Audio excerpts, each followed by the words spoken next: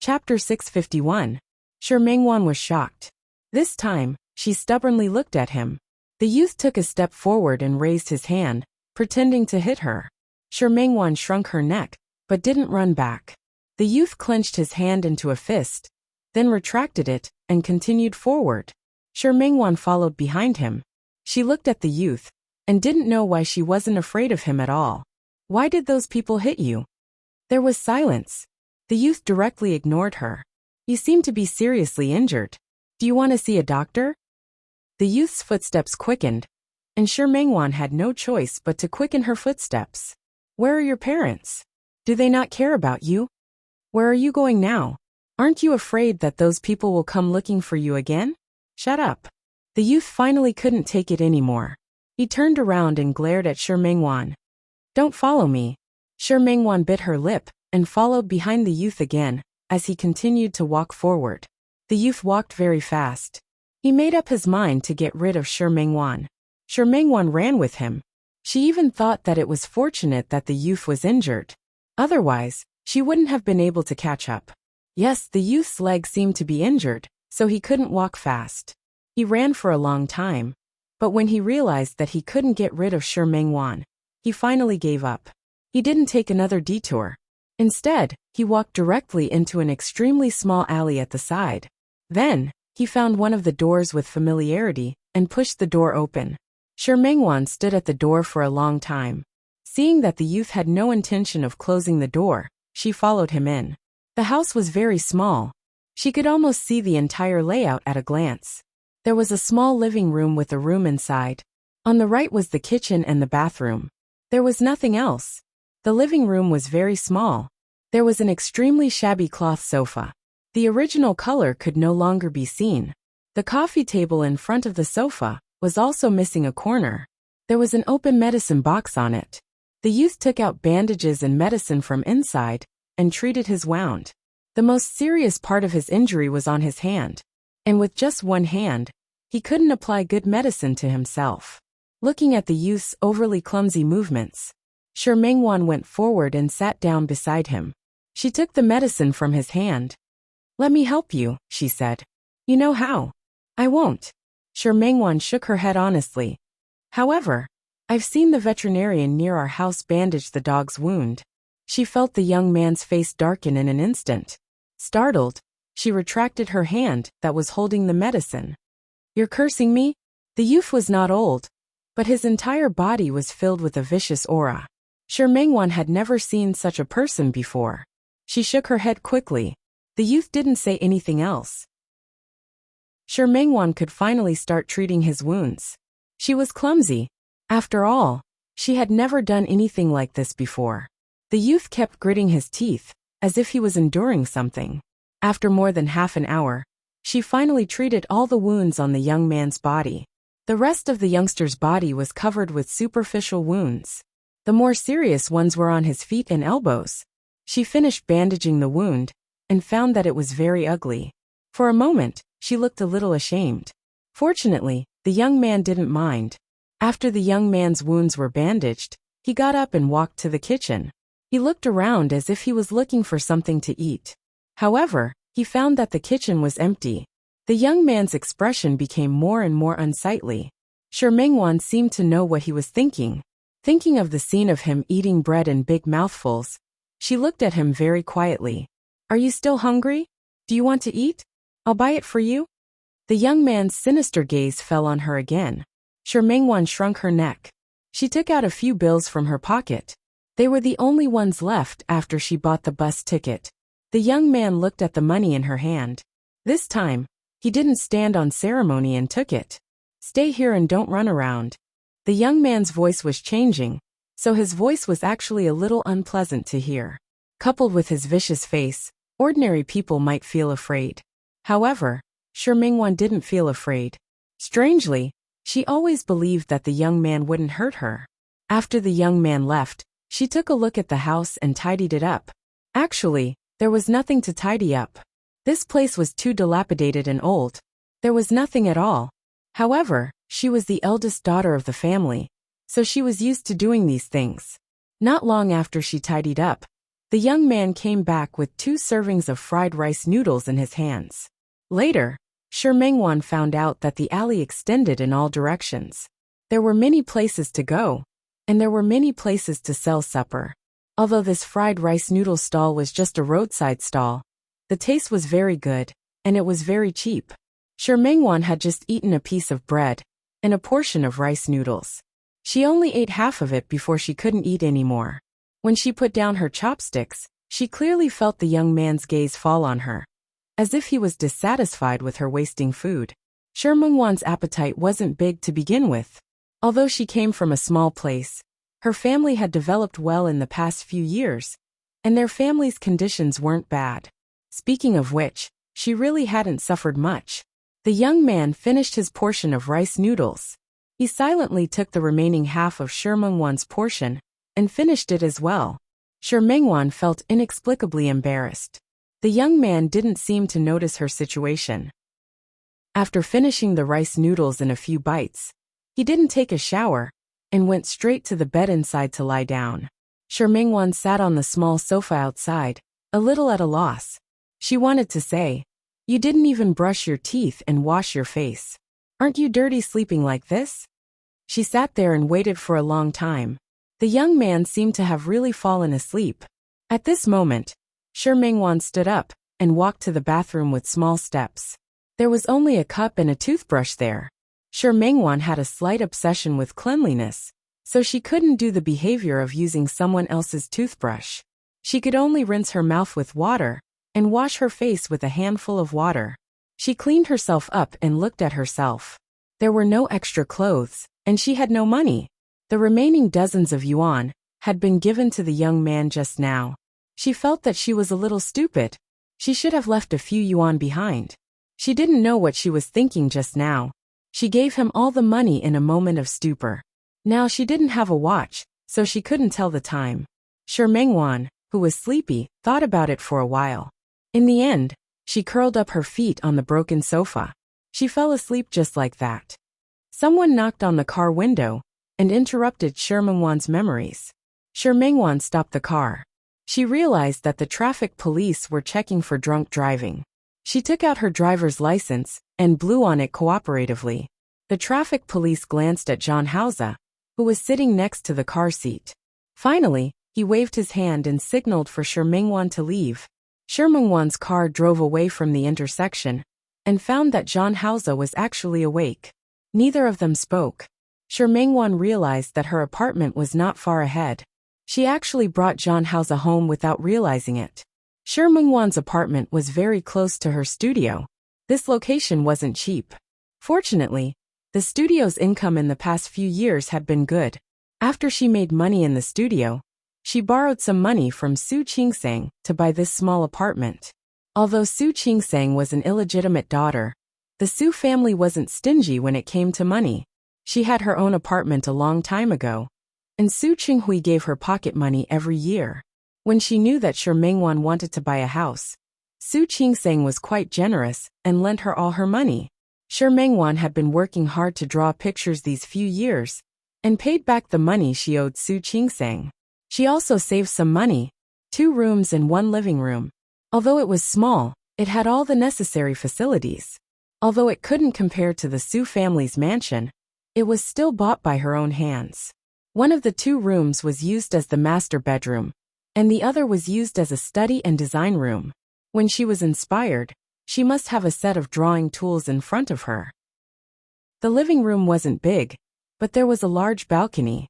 From here, she could see the landmarks of Lin City in the distance, as well as the large green area under the community.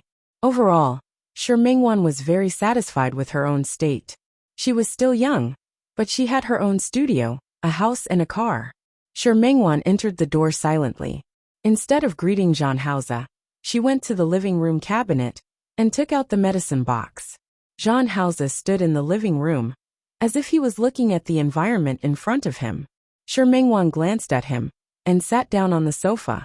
John Hausa took a few steps forward and sat down as well. The house was warm-toned and very cozy. The sofa in the corner wasn't big, but it was very comfortable to sit on.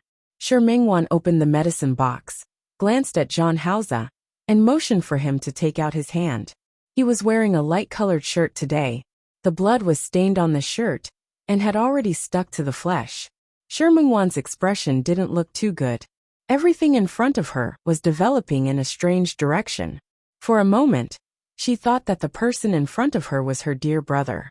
She even suggested to send him to the hospital, but in the end, she brought this man home. She skillfully cut open the man's sleeve and looked at the wound on it. Fortunately, it wasn't very serious. If he needed stitches, he would really have to go to the hospital. Her movements were very skilled. It was obvious that she had specially practiced it. Speaking of which, could her skills be like this? It was really because she had bandaged her dear brother's wounds too many times. She thought of that unruly youth again. She knew him from the time he was beaten up.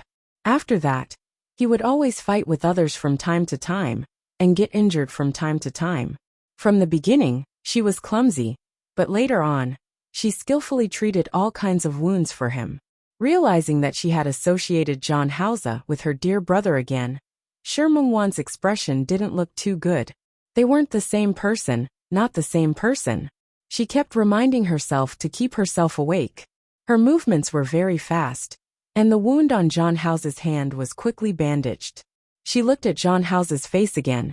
The corners of his face were sharp, and his wheat-colored skin was smooth and tight. It seemed that his fighting skills had also improved. After all, every time he was beaten in the past, there would be injuries on his face. She was looking at John Hauser, and John Hauser was also looking at her. He seemed to be able to tell that Shi Mengwan was a little absent-minded. Chapter 652. Shi Mengwan didn't notice John Hauser's gaze. Her thoughts were a little adrift. For so many years, she had been searching and searching. At first, he was filled with hope, but later, he felt that his hope was getting slimmer and slimmer. She didn't forget her dear brother, but she kept him in the depths of her heart. She would not easily recall it, otherwise, she would feel very uncomfortable. But ever since she met John Hauser, she had been reminiscing about the past more and more. She didn't like it very much. The more she recalled, the more it reminded her that she and dear brother might not be fated to be together. Just like today, she had already regarded John Hauser and her dear brother as two different people. But she saw this side of John Hauser. For a moment, she was in a trance, as if she had returned to more than 10 years ago. He was the same, always arguing with others, always fighting with others. She could not help thinking of them as one person. It was too similar. Not only her looks but also, suddenly, an enlarged face appeared in front of him. The malicious eyes that were no different from those in her memory stared at her. Shi Mengwan was startled, and took a step back. Behind her was the sofa, and her back touched the back of it. John Hauser's body leaned over, and Shi Mengwan gulped. "Mr. Jean, the wound has been bandaged. You can go now." John Hauser pursed his lips slightly, and looked at the nervousness on Shi Mengwan's face. He stretched his hands forward, and placed them on her sides. "Where are you going?" Shi Mengwan blinked. "Where to? Of course it was to leave this place. Mr. Jean, this is my home." "I know this is your home. When you brought a strange man home, didn't you think about the consequences?" Seeing that John Hauser's face was getting closer and closer, Shi Mengwan pressed hard against his chest. "Mr. Jean, sorry for the misunderstanding. She couldn't say the rest of her words. She just thought of him as her dear brother. She just replaced the past memories in front of her. However, the man in front of her did not know her, and did not admit that he was her big brother. In short, it's all a misunderstanding. It's getting late, and I still need to rest. Please go ahead." John Hauser's body blocked her way. Shi Mengwan didn't move, nor did she escape. She didn't want what happened in the elevator to happen again. "Mr. Jean, can you make way?" John Hauser stared at Shi Mengwan's face for a long time, and finally stood up very slowly. Shi Mengwan didn't relax because he stood up. The other party was too tall. She was nearly 1.7 meters tall, and her sitting posture only made the other party look even taller. She didn't know that when her eyes stared at John Hauser's face with vigilance, there was an infinite flirtatious look in her eyes. The corners of her eyes were slightly raised, and there was a seductive air about her. but she was completely unaware of her own charms. Zhang Haoze stood there, not in a hurry to leave, nor was he in a hurry to move. Sure, Mingwan was a little nervous. She gulped. His eyes were filled with anticipation. Zhang Haoze's eyes darkened at his eagerness to leave. Not only did he not leave, but he also leaned down. Sure, Mingwan felt more and more nervous and leaned back. It was almost a silent invitation. Zhang Haoze looked at her half-open lips and stopped less than a centimeter away from her lips. Breathing hot, Sure Mingwan stared at the enlarged face in front of her and felt inexplicably thirsty. She subconsciously pursed her lips. Zhang Haoze's face leaned closer, almost touching hers. Miss Sure. Zhang Haoze's voice sounded a little low. If you don't intend to let a man do anything to you, don't casually bring a man home. And don't casually put on such a seductive posture. After saying this, Zhang Haoze got up and left. The sound of the door closing brought Sure Mingwan back to her senses from the other party's words. After she came back to her senses, she was filled with anger. What did this Zhang Haoze mean? What did he mean by casually bringing someone home? And what did he mean by casually putting on a seductive posture? Sure Mingwan wanted to curse, but the person who could make her curse had already left. She wanted to curse, but she didn't know where to start. Gritting her teeth, Sure Mingwan couldn't suppress her anger no matter what. She told herself that if she still cared about Zhang Haoze next time, she would be a pig. She was so angry.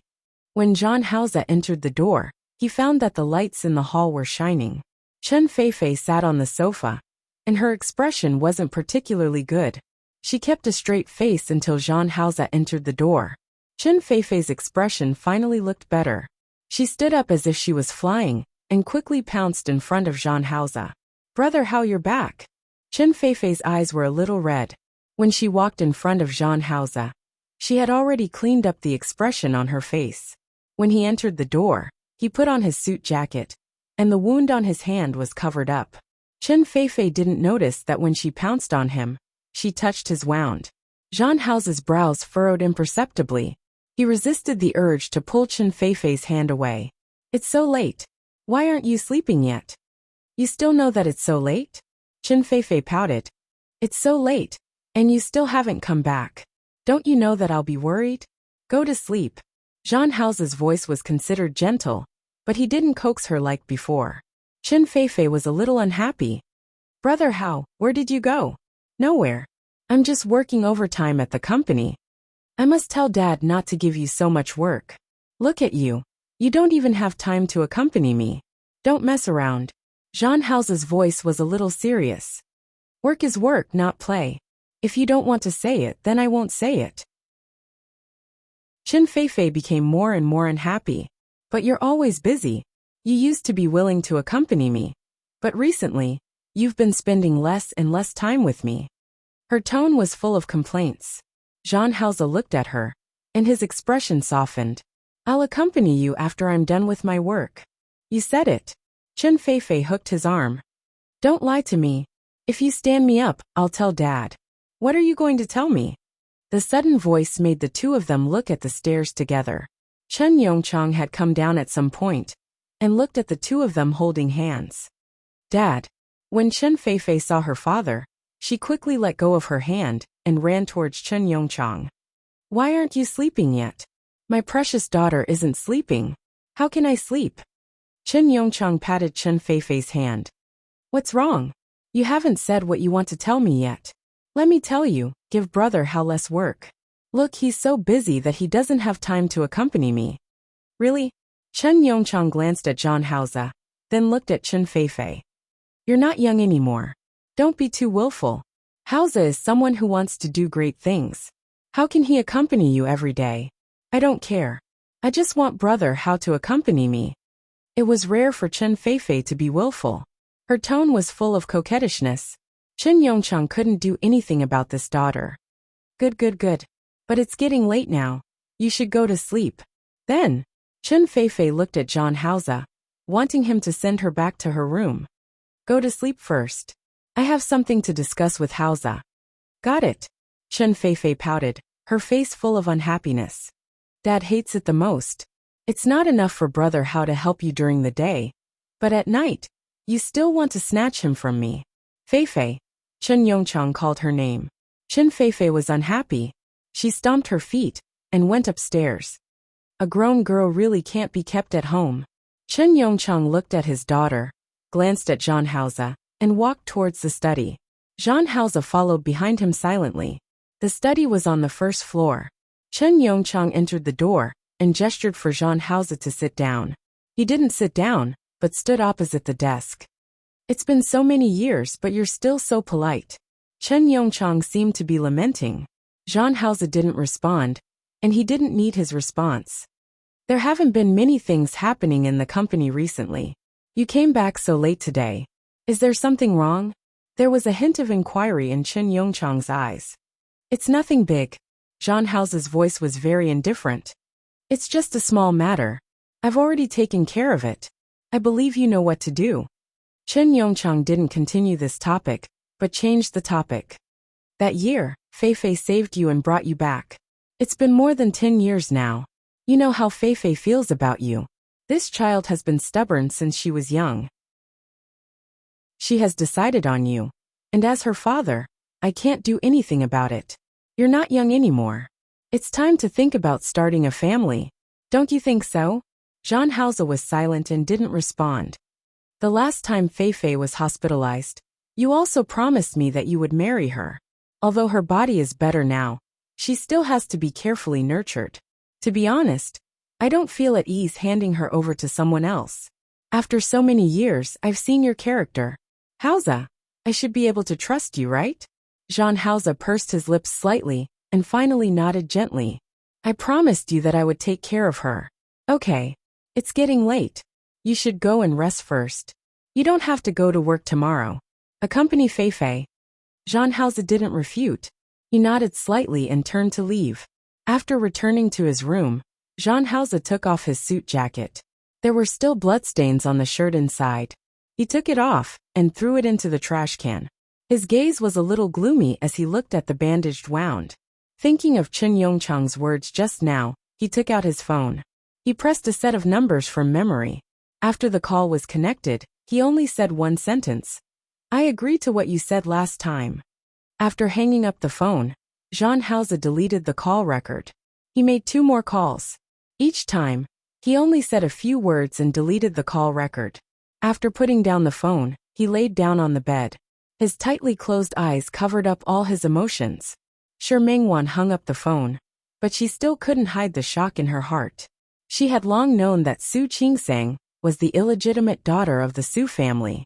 However, she didn't expect that Su Qingsang's mother would come knocking on her door one day. This was really amazing. Today, Su Qingsang called to ask her to go to dinner and meet Su Qingsang's mother. Shi Mingwan later met Xiang Kaiping, an auntie who looked quite kind and cute. Shi Mingwan liked her very much. When she saw her, she would think of her mother. Thinking of her mother, Shi Mingwan remembered that during the Mid-Autumn Festival, she was busy drawing and only stayed home for 2 days before returning to Lin City. Later, her mother called, and her words were full of disappointment. Perhaps, she should choose a day to go back again. It was winter in Lin City, and the weather slowly turned cold. That day was designer Tong Yan's birthday. After Song Seeking Studio got on track in the 2nd year, Shi Mingwan began to be busy alone. She hired 2 designers, one was Zhou Xinglei, and the other was Tong Yan. The 2 designers were a man and a woman. Neither of them was very experienced, but the design concept was very compatible with her. Tong Yan was 1 year younger than her, and today was her birthday. She didn't have a boyfriend yet, so in the past few years, she had been treating everyone to dinner to celebrate her birthday. At first, because Tong Yan didn't have a boyfriend, Shi Mingwan, as the boss, treated her to dinner to celebrate her birthday. Later, she simply turned the birthdays of the studio's staff into a gathering day. When it was time to get off work, Shi Mingwan brought her assistant Xiao Ji, secretary Xiao Qiu, and design assistant Shang Ji into her car. The other design assistant, Cheng Jiang, followed Tong Yan into Zhou Xinglei's car. The 7 of them went to Chaowen Courtyard together. In the past, Shi Mingwan didn't spend so much money, but since Su Qingsang got married, Hua Jinyao often gave her all kinds of expense cards. In the past, Su Qingseng foolishly thought that their company had good benefits. Only now did she know that it wasn't good benefits. It was simply President Hua using all kinds of excuses to please his wife. Especially since Hua Jinyao's identity was known in Lin City. There were too many people who wanted to please Hua Jinyao. Many of the membership cards in her hands were given by Su Qingseng. It had to be said that the title of Mrs. Hua was very useful. Shi Mengwan brought her 6 employees into Chaowen Courtyard. The chefs here could cook specialties from all over the country. Although Shi Mengwan was from the south, her taste was heavy and she liked spicy food. She ordered 2 spicy dishes and left the rest to Tong Yen, the birthday girl. Halfway through the meal, Shi Mengwan received a call. She asked Xiao Qiu to take care of them while she went outside to get the cake. Yes. As a good boss, ordering a cake for her employees was also one of her considerate actions. The cake Shi Mengwan ordered was delivered to the hall of Chaowen Courtyard. She took the cake and was about to walk into the private room when she saw Zhan Hao's figure from the corner of her eye. She couldn't help but stop in her tracks. It had been almost a month since she last saw Zhan Hao. During this month, she tried her best not to think of Zhan Hao and that man. She kept hypnotizing herself and telling herself that that man was no longer her dear brother. He was a hooligan, a bastard. He liked to mock her and look down on her. However, she didn't expect to see Zhan Hao again when she was about to succeed. He was standing in the corridor with a woman standing beside him. That woman wasn't Chen Feifei, but someone else. When Shi Mengwan was about to enter the private room, she saw the woman fall into Zhan Hao's arms, and Zhan Hao's arms were around her waist. That scene made Shi Mengwan frown. She couldn't tell what she was feeling. Dear brother could probably only become a shadow in her memory. She turned around and entered her private room without looking back. What she didn't see was that after she left, Zhan Hao's hand had already left the woman's hand. I'm really sorry, President Zhan. Ling Shui steadied herself and slowly removed her hand from Zhan Hao's hand. The heels were too high and I couldn't stand firm. I almost bumped into President Zhan. It's okay. Zhan Hao was expressionless. Your father is still waiting for us in the private room. Miss Ling, please. President Zhan, you actually don't have to be so polite. Ling Shui nodded at Zhan Hao. Speaking of which, I'm about the same as President Zhan. You Miss Ling, come and go like this. Isn't that too polite? Why don't you call me by my name, Ling Shui? Ling Shui was pretty good looking. She was also very confident in her family background and appearance. At this moment, her gaze at Zhan Hao was naked and direct. She almost said it out loud. I'm interested in you as a man. Zhan Hao's expression didn't change. He took 2 steps forward and opened the door of the private room. Miss Ling, please. Ling Shui took a deep look at Zhan Hao and slowly entered the door. Ling Shui's father was the chairman of a company that worked with the Chen family. Recently, the 2 companies were discussing a cooperation project. Chen Yongchang's health hadn't been good these few days, so he handed this matter to Zhan Hao. Today was the day to sign the contract. Originally, after the contract was signed, it would be over. However, the other party was a business partner after all.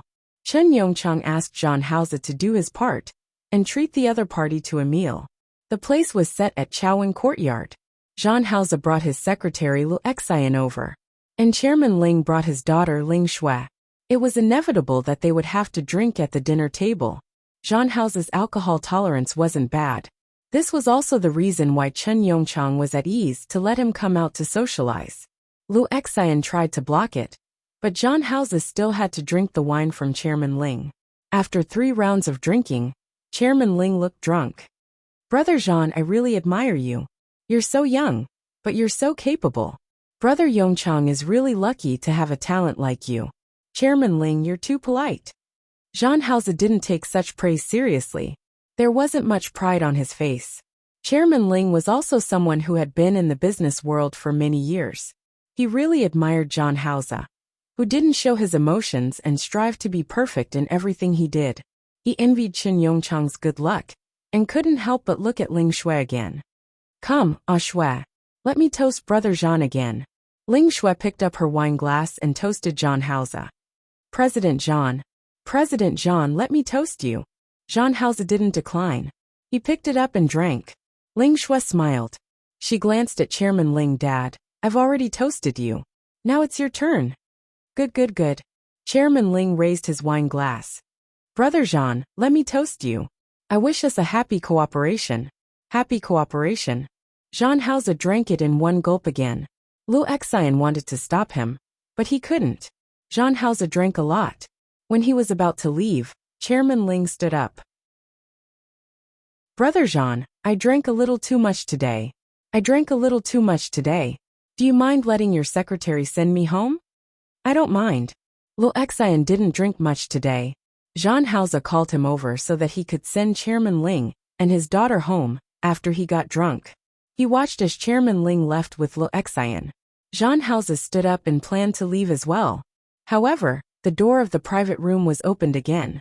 This time Ling Shui came in. President Jean, why aren't you leaving yet? Miss Ling. I dropped something. Come up and look for it. As Ling Shui spoke, she started to look for it in her original seat. Jean Hausa wasn't in a hurry to leave out of politeness. What are you looking for, Miss Ling? A necklace. Ling Shui pointed at her neck. I was wearing it just now. I don't know why it's gone now. Jean Hausa frowned slightly. Just as he was about to say goodbye, Ling Shui raised her head and looked at him. President Jean, do you mind helping me look for it? I don't mind. At this time, Jean Hausa couldn't refuse. He was still working in Chun Yongchang's company, and the person in front of him was still his collaborator. He bent down and helped Ling Shui look for her necklace. The table in the private room was very big, and Ling Shui was beside Jean Hausa. She was wearing a V-neck dress today. When she bent down, Jean Hausa could see the scenery when she lowered her head. He turned his face away without any fluctuation, but Ling Shui exclaimed at this moment. Here. As she spoke, she reached out her hand in his direction. As the two of them were squatting, Jean Hausa didn't notice, and was actually knocked to the ground by Ling Shui's suddenly approaching body. Ling Shui's hand reached behind Jean Hausa. This way, she was almost sticking to Jean Hausa's body. I'm sorry, President Jean. Ling Shui picked up the necklace.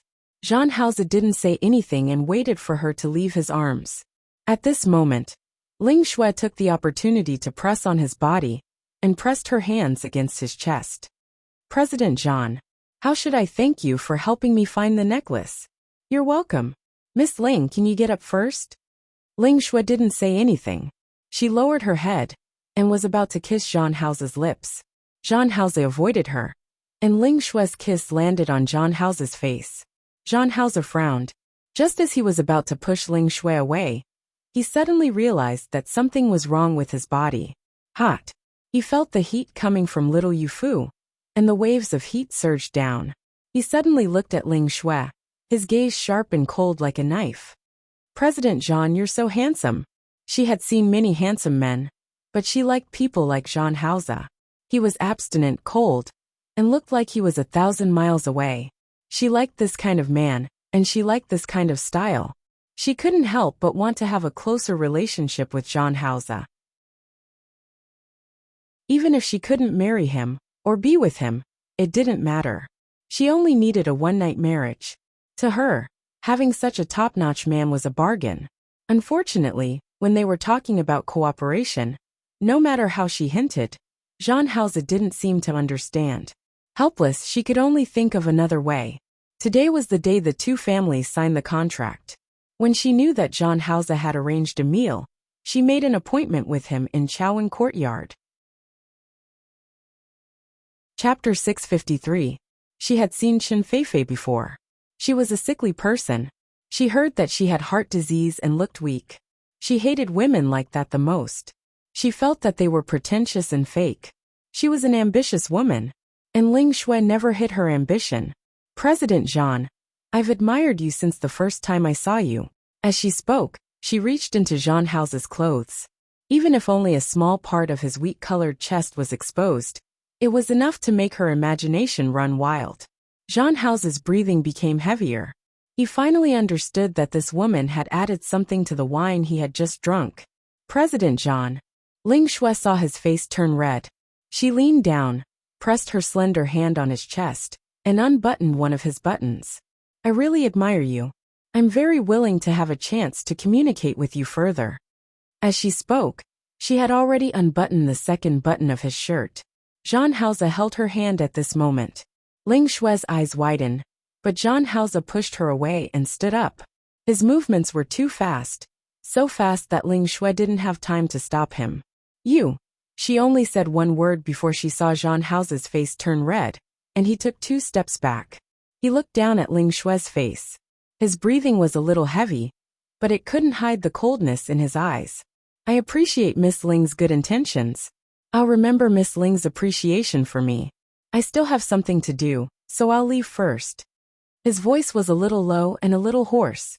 In fact, the medicine that Ling Xue had given him made his body heat up, and he felt very uncomfortable. He used his greatest willpower to suppress the heat in his body.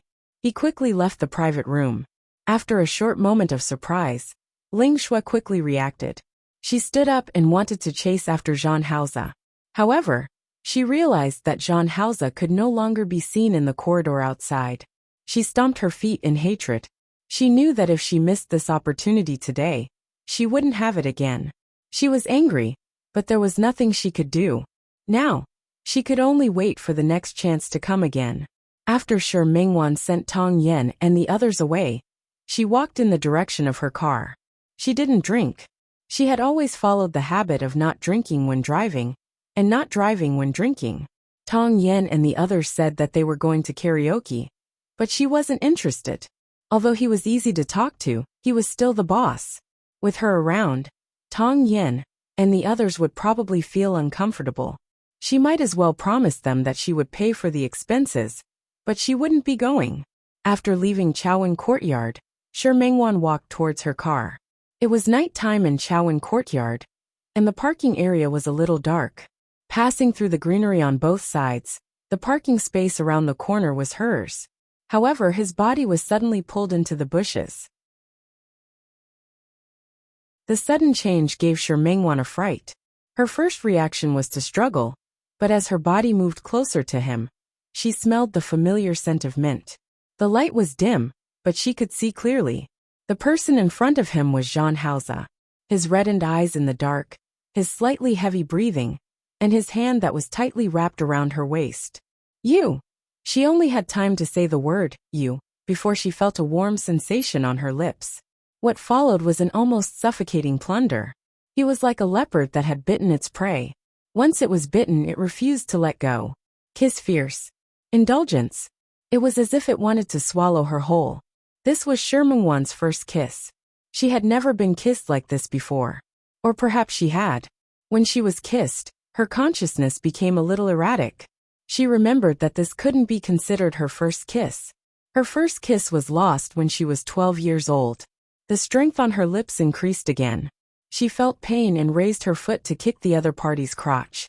However, she neglected her current position. She was pulled over by the man, and her body was half nestled against his chest. She was pressed into his arms and kissed wantonly. The moment she raised her foot, her body lost balance and she got closer to him. It was like a branch that was entangled by a vine. They were intertwined. There was me and you and me. They couldn't tell each other apart. Shi Mingwan felt her body being hugged by him. She took a step back and leaned against the tree trunk beside her. She wasn't wearing thick clothes, and the cold and hard tree trunk made her feel uncomfortable. She struggled again. Just as the other party's hand was about to reach for the hem of her clothes, she couldn't help but raise her hand and slap the other party's face. She was a little angry, but more so resentful. What did he take her for? The humiliation from before. Today it was a real bullying. She had just seen him cuddling with a woman, and now he was pestering her again. In the end, he had changed. He was no longer the person she remembered. Or could it be that he had just returned to his true nature? That he had always been a casual person? No matter which one it was, she didn't want to continue. The pa sound was especially clear in the night. The man's movements stopped for a moment. She was carried into the man's arms. The man's chin was pressed against the pit of her neck, and his breathing was heavier than before. Shi Mingwan smelled the smell of alcohol. She tried to push the other party. Strangely, this time she actually succeeded. After pushing the other party away, she quickly ran to her car. The car door opened twice. She didn't know what she was nervous about.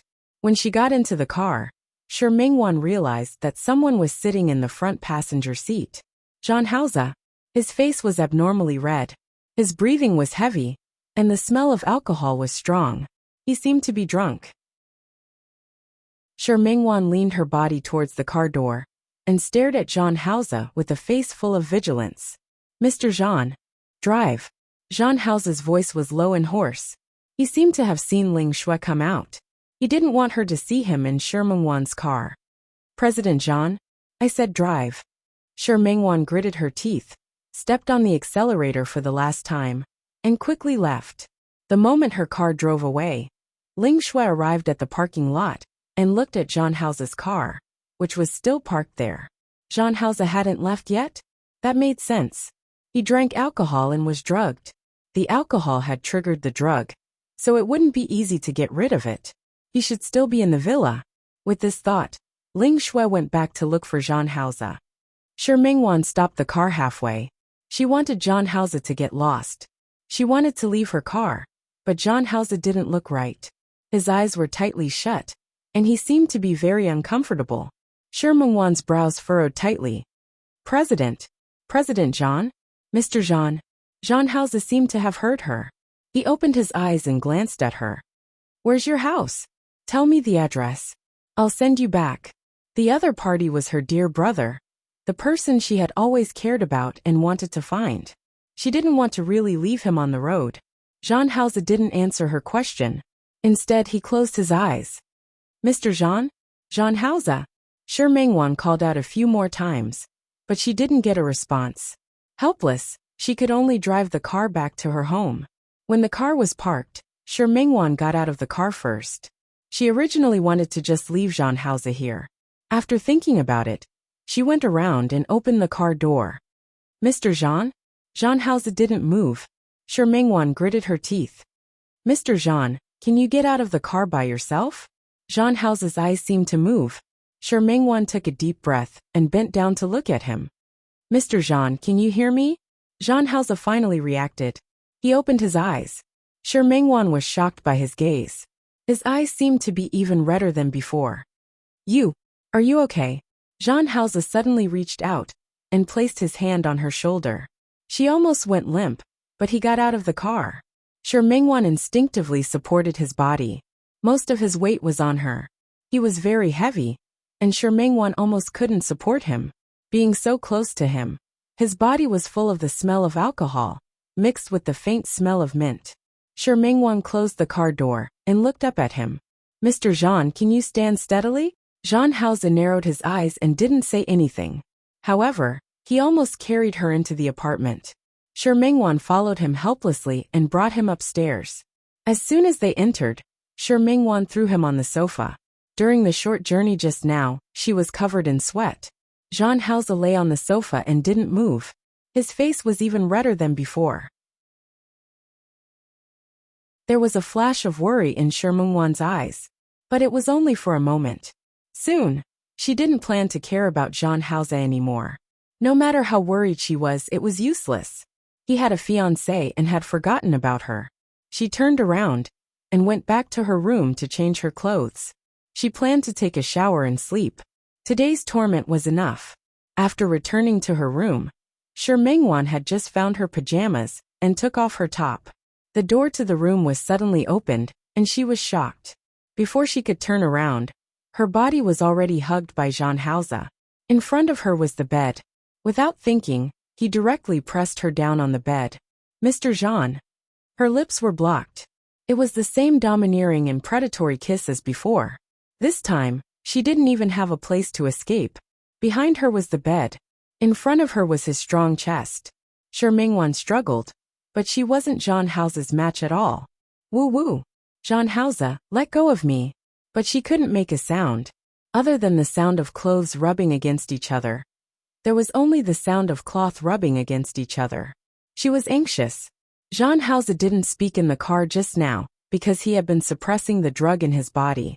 But in this environment, the entire room was filled with Shi Mingwan's faint aura. The drug seemed to be unable to be suppressed anymore. He kissed Shi Mengwan as if he was biting her. Shi Mengwan was in pain. The moment Zhang Hao's lips left her chin, she used all her strength to push him away. She quickly got up and wanted to run to the other side. But before she could run away, Zhang Hao pounced on her again. Shi Mengwan was anxious. She pressed her hands against his chest with all her might, forcing him to see her clearly. Zhang Hao, look clearly. Who am I? I'm Shi Mengwan, not Chen Feifei. Look clearly. Zhang Hao's movements paused for a moment. Shi Mengwan took the opportunity to push his body away again. Zhang Hao, you have a girlfriend. Please calm down. She didn't know if he could listen to her, and she didn't know how much he could listen to, but she had to say it.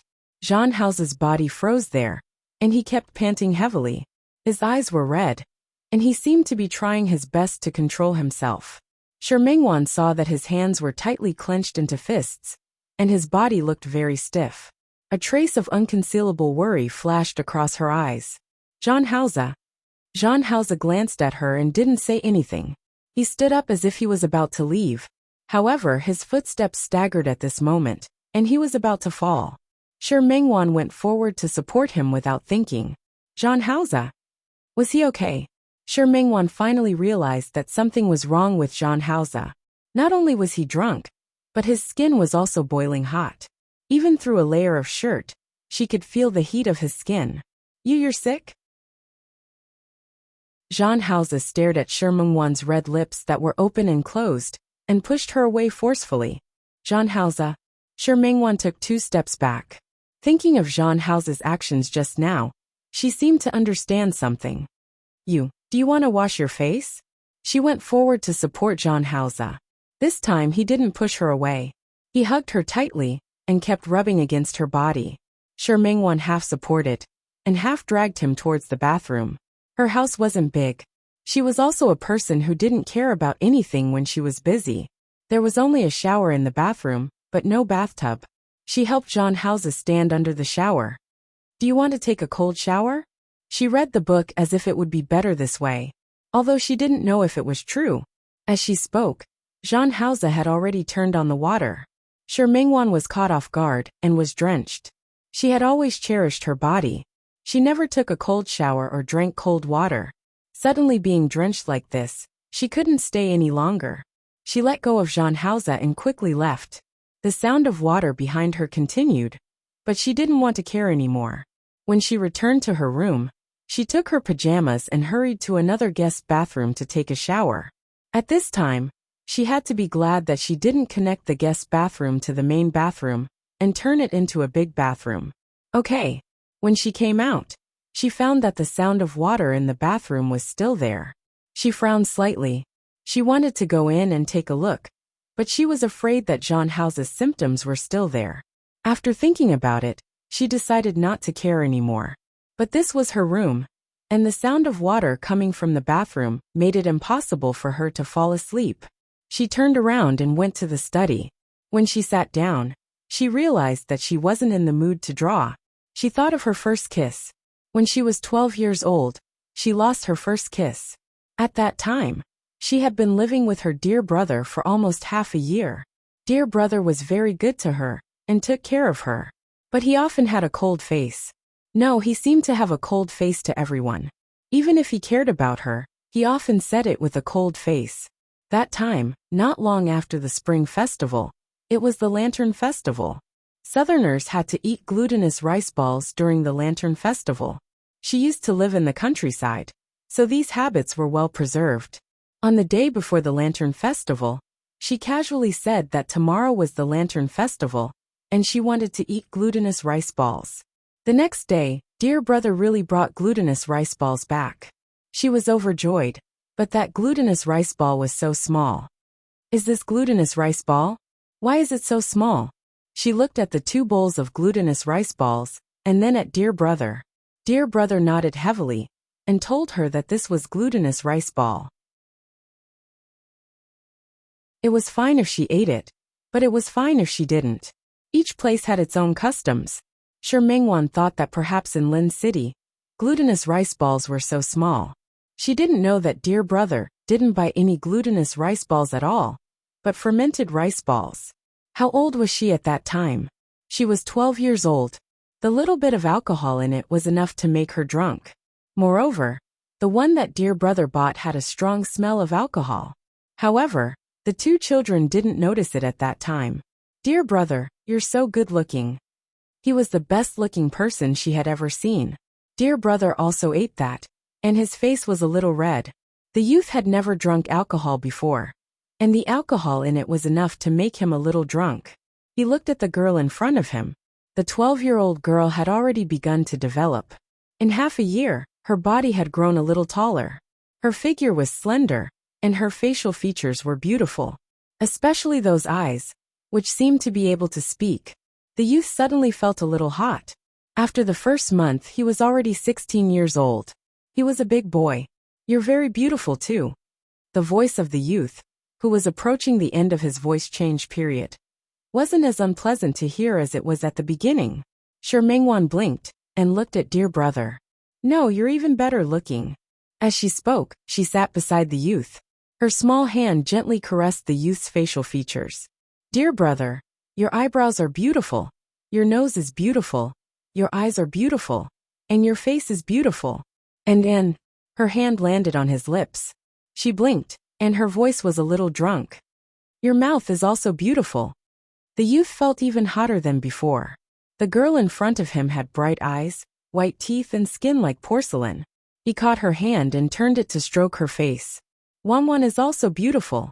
Her eyes are beautiful, her face is beautiful, and her mouth is also beautiful.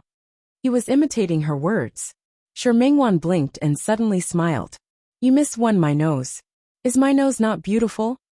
Okay. The youth was very willing to coax her. Moreover, this was the truth. My Wanwan is beautiful in every way.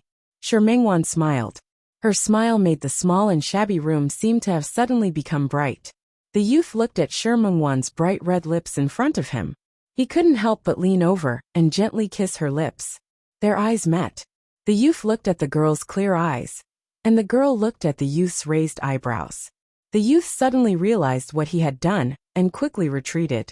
The tips of his ears were dyed red without a trace. Half of it was because he was shy, and the other half was because he blamed himself. What was he doing just now? He actually kissed her. She was only 12 years old.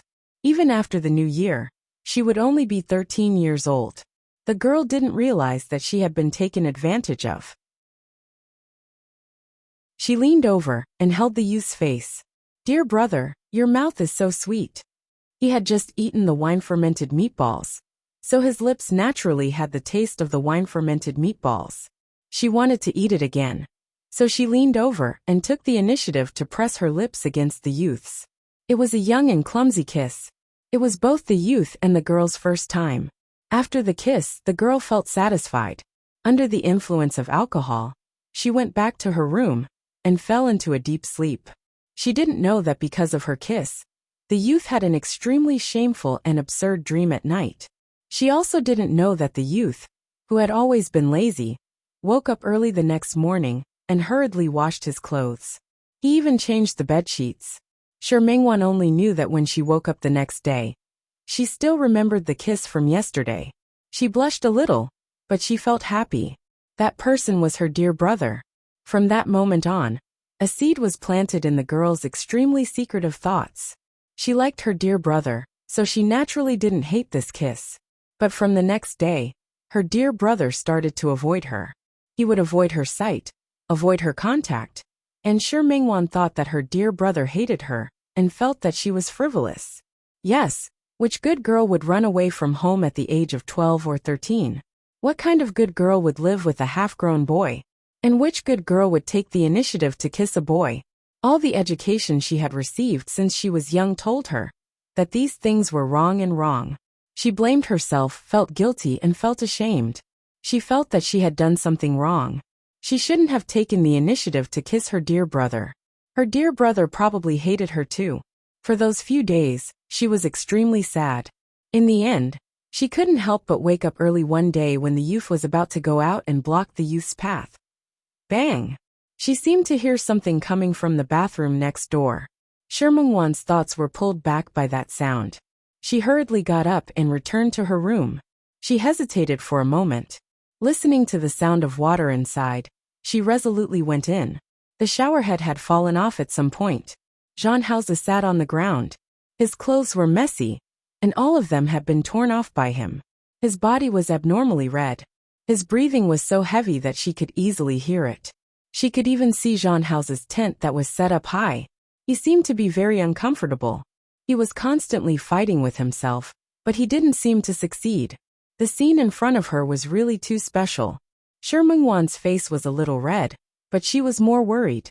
She went forward and looked at Jean Hauser with obvious concern. Jean Hauser. Jean Hauser. She first turned off the showerhead that was still spraying water at the wall. She bent down to help Jean Hauser up. Jean Hauser leaned against the wall with his eyes half closed. When he heard Shi Mengwan's voice, he opened his eyes. Shi Mengwan happened to bend down at this moment. She was shocked when she met Jean Hauser's eyes. It was a pair of wolf-like eyes. Fierce, violent, sinister, and deep. Shi Mengwan's body instinctively retreated, but it was already too late. Jean Hauser pulled her into his arms and kissed her accurately. Shi Mengwan didn't even have time to let out a low cry before she was kissed speechless by Jean Hauser. His body had been drenched in cold water for so long, but not only did his temperature not drop, it became even hotter and hotter than before. He was sitting on the ground, so Shi Mengwan maintained a rather uncomfortable posture. She felt very uncomfortable and wanted him to let go of her. But how could Jean Hauser let her go? He easily picked her up and completely imprisoned her in his arms. Shi Mengwan tried to push him, but this time she failed. No matter how hard she struggled, she couldn't escape Jean Hauser's hands. More importantly, she was at a complete disadvantage at this moment. She was only wearing pajamas, and the thin fabric was easily lifted by Jean Hauser. He felt that it was troublesome, so he tore her clothes into pieces without any hesitation. Woo-woo. Chapter 654. Shi Mengwan was struggling with life and death. No matter what, she had to fight for a chance for herself. Even if he couldn't escape in the end, Jean Hauser had completely lost his mind. He still wanted to do something to her. She also wanted an experience that was relatively more respectful to her. It wasn't that he didn't feel conflicted, but now he could only accept his fate. She was the one who brought him back. She was the one who gave him this chance. If she was destined to be unable to escape tonight, then she hoped that her first time would be in bed, not here, in a situation like this. Jean Hauser was still kissing her neck, but when he heard her words he paused. In the next second, she was easily picked up by him. He walked very quickly, as if he was in a hurry. She was tightly held in his arms, her body pressed against his chest. She looked up at him. His gaze was slightly different from before. There were a few more flickering flames inside. Her back touched the bed, followed by his rather heavy weight for her. She didn't close her eyes. Instead, she looked at Jean Hauser's eagerness and domineering actions. Her heart trembled. Big brother. Jean Hauser became even more eager to plunder the girl's body. The corner of her lips started to feel numb and painful from his kiss. She reached out her hand to support his face and looked at him attentively. This face overlapped with that of Big Brother when he was a teenager. They had the same eyebrows and the same eyes, but the person in front of him had lost the youthfulness of his youth and was now more stable and mature. However, there was one thing that didn't change. His eyes were always sharp, like a lone wolf on the grassland. This face, these eyebrows, these eyes. She had thought about it countless times in her dreams. This was her big brother. He was the big brother who had been with her for more than a year. Shi Mengwan's eyes were burning. Big brother, please be gentle. At this moment, she didn't want to care about Jean Hauser's identity. She didn't want to care about the woman beside him. She didn't want to care about the humiliation he had suffered.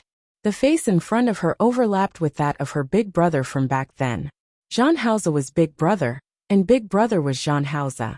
From the first time she saw him, she was sure of this.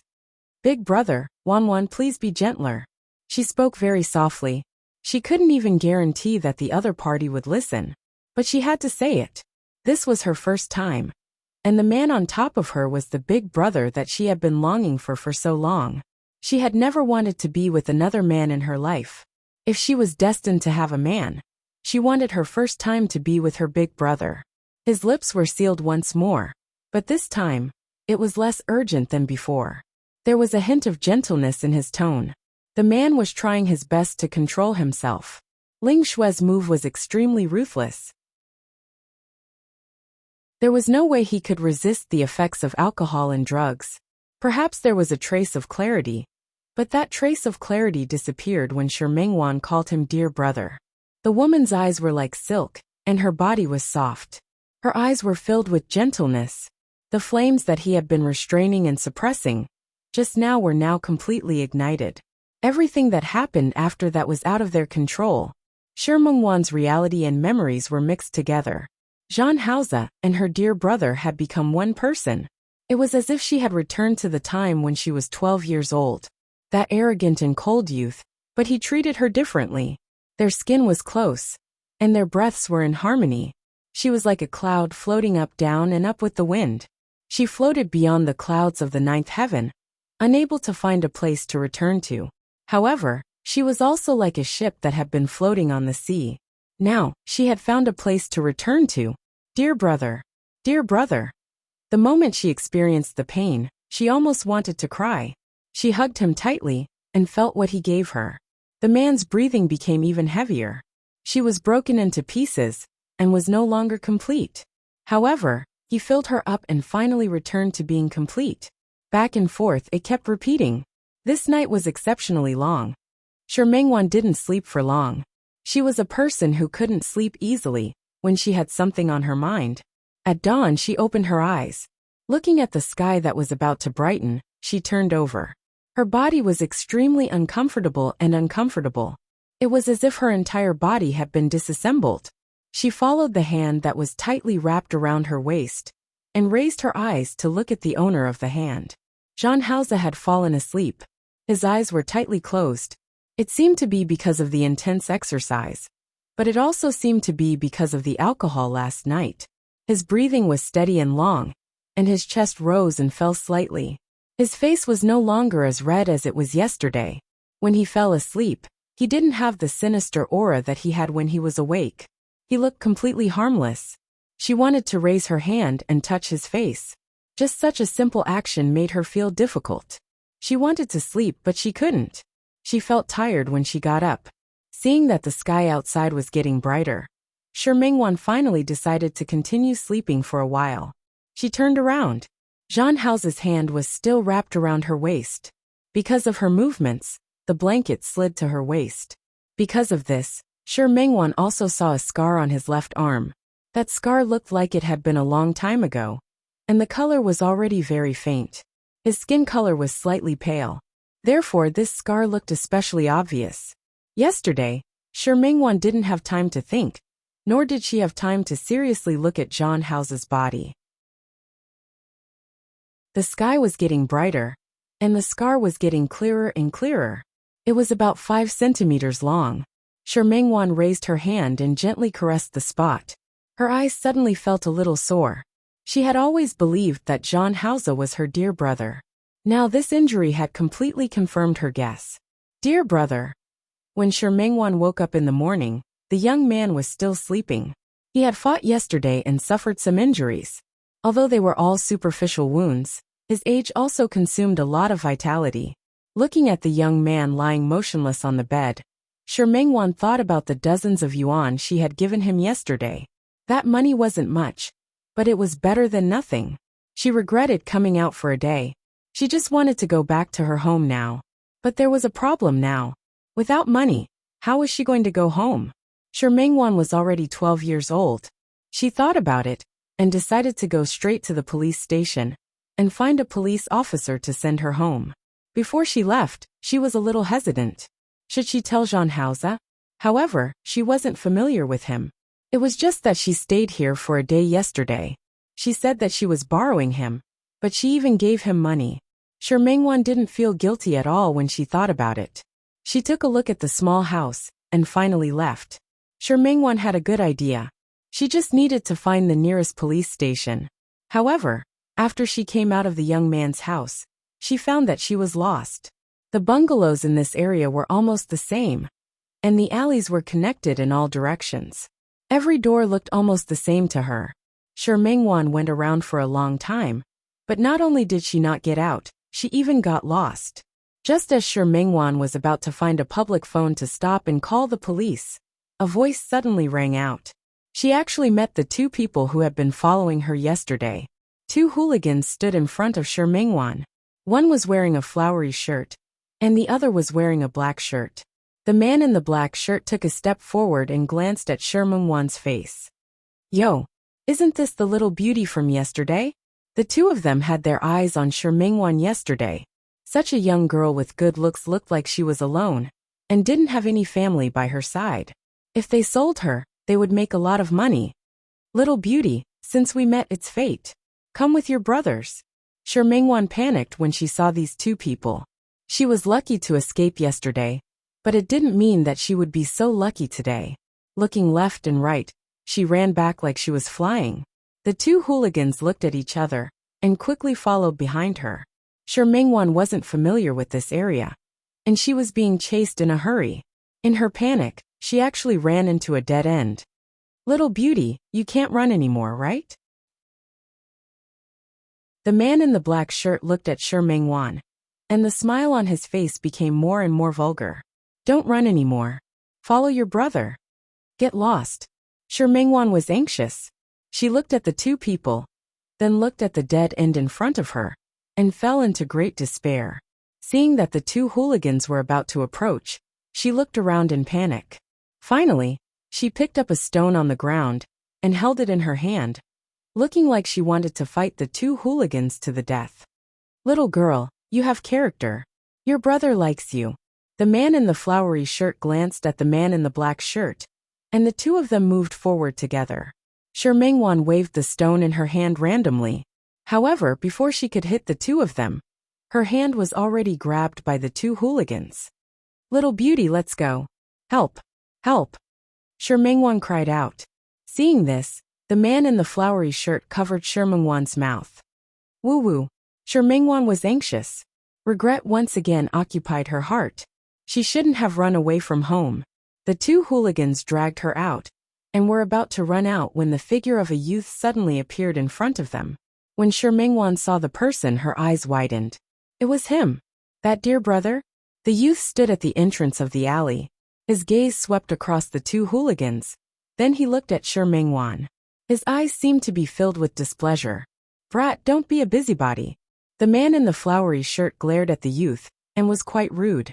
The youth stood there without moving or speaking. The two hooligans didn't take him seriously either, especially when they saw the injuries on the youth's face. Not only on his face, but also on his arms. They didn't take the youth seriously even more. When they passed by the youth with Mengwan in tow, the youth didn't move. Mengwan's mouth was blocked. She could only watch as the youth kept making whimpering sounds. The two hooligans didn't take the youth seriously, and passed by him just like that. Unexpectedly, when they walked behind the youth suddenly turned around. He flew up and kicked the back of the man in the flowery shirt. The man in the flowery shirt was originally covering Mengwan's mouth, but this sudden kick caught him off guard. The man in the flowery shirt was caught off guard. He let go of Mengwan and his body fell forward. Without waiting for the man in the flowery shirt to get up, the youth kicked the man in the black shirt again. The man in the black shirt was on guard after the man in the flowery shirt fell. The youth didn't succeed. He wasn't annoyed. He waved his hand at the man in the black shirt and punched him. His fists were hurried, quick, and ruthless. The man in the black shirt wasn't prepared for this, and was hit head-on. Brat! You're courting death. The man in the black shirt rushed towards the youth.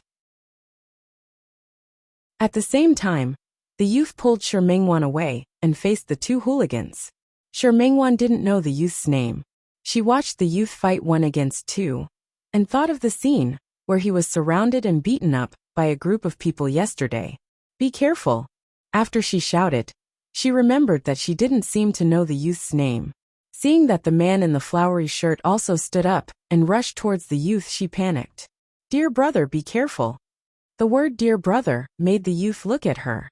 Before the man in the flowery shirt's fist swept over, he quickly threw a punch at the other party. The young man's martial arts were all developed through punches and kicks in actual combat. The two hooligans couldn't take advantage of him for a moment. The man in the black shirt was anxious. When the man in the flowery shirt was holding the youth back, he took out a knife from his pocket. However, he didn't point it at the youth, but at Shi Mengwan. Shi Mengwan was stunned. She didn't expect such a sudden turn of events.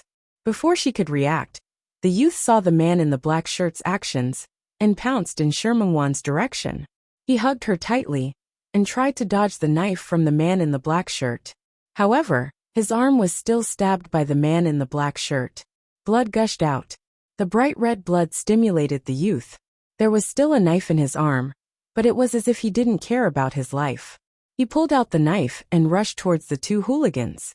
Such a reckless move scared the two hooligans. The two of them actually fled in panic and didn't continue to tangle with him. "Dear brother, are you okay?" Shi Mengwan went forward and looked at the youth's bleeding arm. "What should we do? You're bleeding a lot." "Shut up." The youth glared at her and casually tore off his shirt and wrapped it around his arm. You have to go to the doctor like this." "Dear brother, I'll send you to the doctor." "Go to the doctor." The youth turned around and looked at Shi Mengwan. There seemed to be a hint of mockery on his face. "Do you have money on you?" Shi Mengwan bit her lip and was speechless for a moment. However, the youth just covered his bleeding arm and walked forward. Shi Mengwan didn't want to go home anymore. The other party had saved her, so she followed behind him worriedly. The young man turned into another alley, and there was an extremely small clinic there. The youth entered the door. There was a middle-aged man wearing a white coat inside. When he saw the youth enter and looked at the injuries on the youth's body, his expression immediately turned ugly. "Why did you fight again? Do you want to die?" The youth didn't say anything. He just pulled open the wound and showed it to the middle-aged man. The middle-aged man stood up and looked at the youth's injury. "It's a little serious. Although it didn't hurt the bones, it still needs stitches. But I don't have any anesthesia here." "If you don't have it, then you don't have it. Cut the crap." Okay. You're quite capable." The middle-aged man was angry.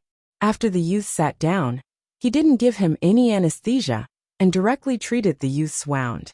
When he was cleaning the wound, the youth's expression began to turn rather ugly. When the needle that was about to be stitched into the youth's flesh, the youth's entire body began to tremble. "Dear brother?" Shi Mengwan wasn't an idiot. She had read The Romance of the Three Kingdoms and heard that Guangong scraped bones to treat wounds. However, the person in front of her wasn't Guangong. He was just a youth who looked 15 or 16 years old. "Dear brother, are you okay?" She couldn't help but glare at the doctor. You gave him anesthesia. Little girl, don't disturb me. Otherwise, I can't guarantee that the stitches will go smoothly." The middle-aged man didn't even raise his head. He just focused on stitching the wound. "Don't worry, a few stitches will be enough. He won't die." "But..." Shi Mengwan looked at the youth worriedly. His fists were clenched tightly, and large drops of sweat fell from his face. Shi Mengwan couldn't help but hold his wrist. He was injured because of her, and it was also because of her that he became like this. "Dear brother." The doctor stitched the wound and was still in the mood to joke. "Kid, when did you get to know a girl? She doesn't look like you." "Shut up." The youth's voice was really unpleasant to hear at this moment. He glared coldly at the middle-aged man, then looked at Shi Mengwan. She held his wrist, looking as if it was more painful than him. Inexplicably, he felt that the wound on his arm didn't seem to hurt so much anymore. The wound was finally stitched up and treated. The middle-aged man retracted his hand and looked at the youth's face. "All right, I won't say much. You've always had your own ideas. But I still have to remind you that your wound hasn't come into contact with water these few days, and you haven't carried heavy objects. Most importantly, for the sake of your life, you'd better not fight with others anymore." "Got it. You're so long-winded." The youth stood up and moved his arm. Indeed, his bones weren't injured. It was just a flesh wound. He didn't care, nor did he thank him. He directly left the small clinic. "Dear brother?" Shi Mengwan quickly followed behind the youth. The youth's footsteps weren't fast, so she easily caught up to him. Thank you for today, thank you. You're welcome. We're just even. The youth glanced at Shi Mingwan. Although Shi Mingwan was young, she understood what he meant at this moment. She helped the youth yesterday, and he helped her today. However, Shi Mingwan felt that this was different. If it weren't for the youth today, she would have been taken away by those two hooligans. She really didn't dare to think about what kind of fate she would have had. We're not even. Dear brother, you saved me. Thank you. She said it very sincerely, but the youth completely ignored her. He walked straight to his home. Shi Mingwan followed behind him. At this moment, she wasn't in the mood to think about going home. Instead, she was thinking about the doctor's words. The wound couldn't touch water, nor could it carry heavy objects. Dear brother was only one person, and he saved her. She couldn't be ungrateful. Even if she wanted to go home, she would think about it in a few days. With this thought in mind, Shi Mingwan followed behind the youth. Dear brother, what's your name? Dear brother, you were really amazing just now. Dear brother, that doctor is too bad. He actually didn't give you anesthesia. Dear brother, does your wound still hurt? Dear brother, what's your surname? Dear brother, my name is Shi Mingwan. You can call me Wanwan. That's what my mother calls me. Dear brother. Shut up. The youth, who had been followed and questioned all the way, stopped and glared at Shi Mingwan. If you keep making noise, I'll beat you up. As he spoke, he raised his hand, as if he really wanted to hit her. Shi Mingwan stood still. Her eyes were clear and pure. She believed him without a trace of fear. The youth felt defeated. He glanced at Shi Mingwan, turned around, and continued walking forward. Dear brother? After entering the door, Shi Mingwan wanted to speak, but the youth suddenly stopped and stood in front of her. He was much taller than her. He stared at her face with a fierce gaze. Listen, you can stay, but you have to follow my rules. What rules? It wasn't like she wanted to stay. She just wanted to take care of him for a few days until his wound healed. The rule is to shut up. When I don't let you speak, you're not allowed to speak. Big. Also, you're not allowed to call me dear brother. But, my name is Xiaozhe. You can call me Aze. Xiaozhe's voice sounded very fierce. Shi Mingwan bit her lip and looked at his eyes. She said timidly, but I think dear brother sounds better. Xiaozhe glared at Shi Mingwan. His uninjured right hand clenched into a fist again. Shi Mingwan's gaze was too calm. He raised his hand and put it down again. Okay, since you call me dear brother, then go wash my clothes. Shi Mingwan didn't expect Xiaozhe to really let her stay. She nodded. Okay, I'll help you wash your clothes. Anyway, when she was at home, she helped her family wash their clothes. She didn't think that this was a difficult situation. Instead, she felt that this was an opportunity to repay Xiaozhe for saving her life. Xiaozhe watched as Shi Mingwan walked into the bathroom in a few steps. When she really went to wash his clothes, his gaze became a little complicated. Just like that, Shi Mingwan stayed at Xiaozhe's house. Shi Mingwan caressed the scar on Zhan Hao's arm. This scar was left behind to save her. Seeing this, she no longer had to doubt, nor did she have to look for it. Zhan Hao was dear brother, and dear brother was Zhan Hao. But why didn't Zhan Hao remember her at all? Could it be that she was the only one who held on to that memory of the past? But dear brother had completely forgotten about it. The hand that was originally pressing on Zhan Hao's scar was grabbed by someone. The person who was originally asleep had woken up at some point in time. At this moment, he was staring at her with his eyes open. Because he had just woken up, Zhan Hao's gaze was calm at this moment. His eyes were deep, but there was no trace of hostility. Shi Mingwan could even see a faint sense of peace in his gaze. Their eyes met, and there was silence. Shi Mingwan looked at him, and was the first to look away. You're awake? After asking a useless question, Shi Mingwan lowered her eyes uncomfortably. It was one thing to be prepared yesterday, but it was another to have sex. In the end, she was still a little shy. She didn't even dare to look into his eyes. Zhan Hao didn't say anything, but she couldn't help but say, dear brother. When these three words came out, Zhan Hao's expression changed slightly. Shi Mingwan lowered her head, but she didn't notice the change in his expression at all. Dear brother. Are you all right now? His appearance yesterday made her a little worried. She cared about him so much that she even forgot the discomfort on her body. Dear brother, how are you now? More than 10 years of concern, more than 10 years of searching. Mengwan, who had never given up and never gave up. Not getting a response from Zhang Haoze, she couldn't help but look up at him.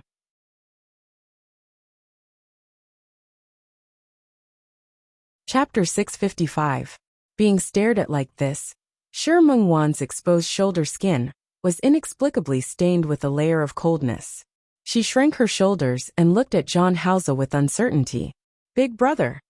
Zhang Haoze turned over and pressed her under his body. He looked down at her face. Dear brother. He raised his hand and gently pinched her chin. Who are you calling? Big brother? He was very heavy, and Mengwan couldn't breathe under his weight. I'm calling you. Aren't you my dear brother? Mengwan didn't understand. She didn't know why he didn't remember her and didn't recognize her. However, that scar, as well as his appearance, had long since been engraved in her heart, and she had never forgotten it. Big brother, have you forgotten? I'm Wanwan. Zhang Haoze stared at her face. He moved closer and looked into her eyes.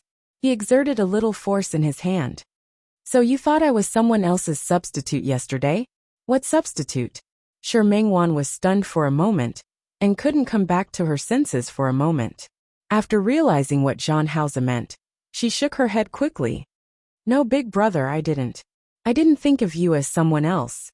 She only knew that the person in front of her was the big brother that she had been thinking about. Why? Why didn't he admit it?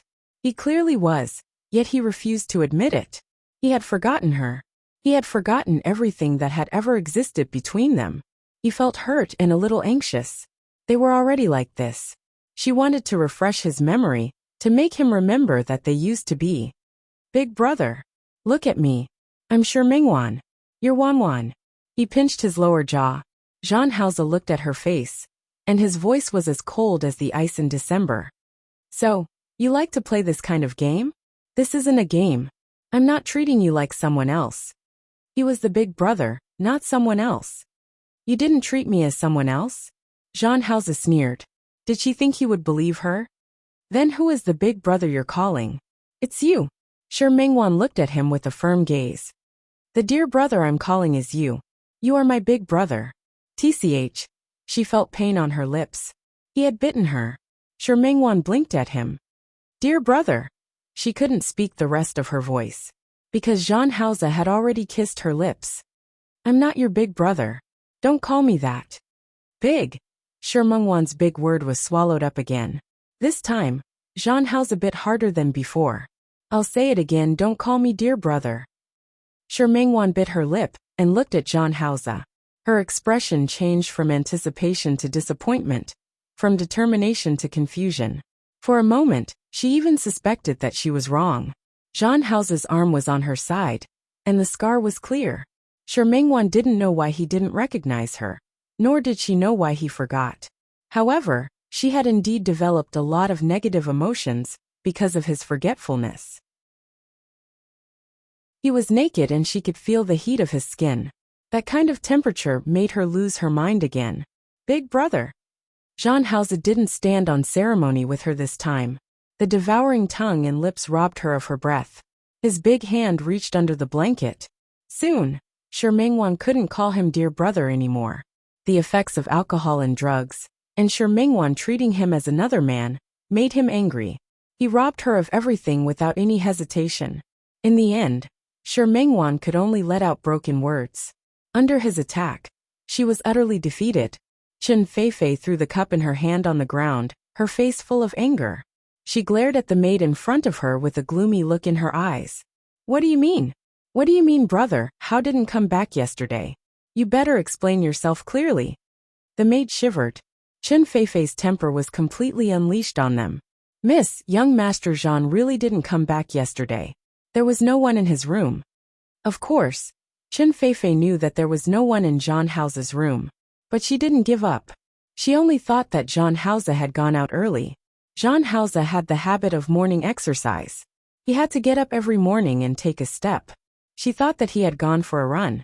Ask Xiao Chen to drive the car over. I'm going out. Chen Feifei knew how to drive, but her health wasn't good, so her family was worried. For his daughter's convenience, Chen Yongchang assigned her a driver. Yes. Before Chen Feifei went out, she called Chen Yongchang and asked him what Zhan Hao's arrangements were yesterday. Chen Yongchang didn't know what his precious daughter was going to do, but he still told her about Zhan Hao's whereabouts yesterday. After asking, Chen Feifei went straight to the company. The Chen Corporation was also very famous in Lin City. Chen Yongchang started out in the aquaculture business. Later, he saw an opportunity. He started investing in real estate. He was also lucky and encountered a good opportunity. For a few years, his business was very big. He also had his own business in the neighboring city. In the past few years, with Zhan Hao's participation, he listened to his words and began to expand into other industries. Now the company was also quite large. Chen Feifei's car stopped at the company building. Everyone in the company knew Chen Feifei and knew that this young miss couldn't be offended. The front desk came out early in the morning and led the way for Chen Feifei. Chen Feifei went upstairs in an imposing manner and went straight to Zhan Hao's office. However, Zhan Hao wasn't in the office. This made Chen Feifei's expression even uglier. She started to call Zhan Hao continuously. Zhan Hao was woken up by the ringing of his phone. He didn't pick up the phone. Instead, he turned off the phone. When he got up, he looked at the unfamiliar environment in front of him and remembered where he was. Under the blanket, he couldn't find anything. He looked at Shi Mengwan, who was sleeping beside him. The woman's blanket barely covered her chest. The skin on her shoulder that wasn't covered by the blanket was covered with bruises. Zhan Hao rarely lost control. No, it could be said that he had never lost control before. But last night he lost control. Ling Shue's drug was indeed powerful, mixed with alcohol. Although it was quite difficult for him to resist, it wasn't really impossible for him to resist. But he lost control. Zhan Hao rubbed the space between his eyebrows. His expression didn't look good. His gaze fell on Shi Mengwan's face. She was still sleeping very soundly. There was a faint green under her eyes, and her face was slightly pale. Zhan Hao's expression became even uglier. His loss of control was mostly because of this woman's smell. He rubbed the space between his eyebrows and quickly got up. When he found his wet clothes in the bathroom, his phone rang again. He looked at the phone on it and picked it up. Drive the car to Ye Yuan apartment and pick me up. Oh right, help me bring a set of clothes over. I need them both inside and out. After hanging up the phone, Zhan Hao took a shower. When he came out of the bathroom, he only had a bath towel around his waist. Shi Mengwan was still sleeping and didn't show any signs of waking up. He stood by the bed and stared at her face for a long time. When there was a knock on the door, he left the room. The person standing outside the door was Tang Hua, his personal assistant. He didn't have any doubts about Zhan Hao appearing in an unfamiliar place. He just handed the bag in his hand to Zhan Hao. From the inside to the outside there were shoes and clothes. Zhan Hao turned around, pulled off the bath towel, and began to change his clothes. Young Master Zhan, Miss has been looking for you since she woke up. She seems to have gone to the company now. Yes. Young Master Zhan yesterday. Tang Hua wasn't a talkative person, but there were some things that he was indeed very concerned about. That woman Ling Shui drugged me. Zhan Hao put on his clothes and turned to look at Tang Hua. I'll leave the Ling family to you. I don't want to see this company again in the business world. Yes. Tang Hua had always obeyed Zhan Hao's orders. Zhan Hao had already tidied himself up. He looked at Tang Hua. Let's go to the company first. Yes. Tang Hua followed Zhan Hao, and the two of them left together. The moment the door closed, Zhan Hao looked in the direction of the room, but quickly looked away. Coincidentally, Shi Mengwan's apartment was very close to the company. Before going upstairs, Zhan Hao instructed Tang Hua a few things. A flash of surprise flashed across Tang Hua's eyes, but it was only for a moment. He quickly lowered his head. Yes. I got it. Go. He was very relieved to leave the matter to Tang Hua. Tang Hua drove the car away, and Zhan Hao entered the company hall. As soon as he entered, Secretary Le Xian came over. General Manager Jean. Miss is throwing a tantrum upstairs. Look, I got it. Go do your work. Find the contract from yesterday, and let Secretary Zhao file it.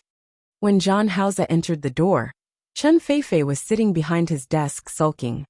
Brother Hao.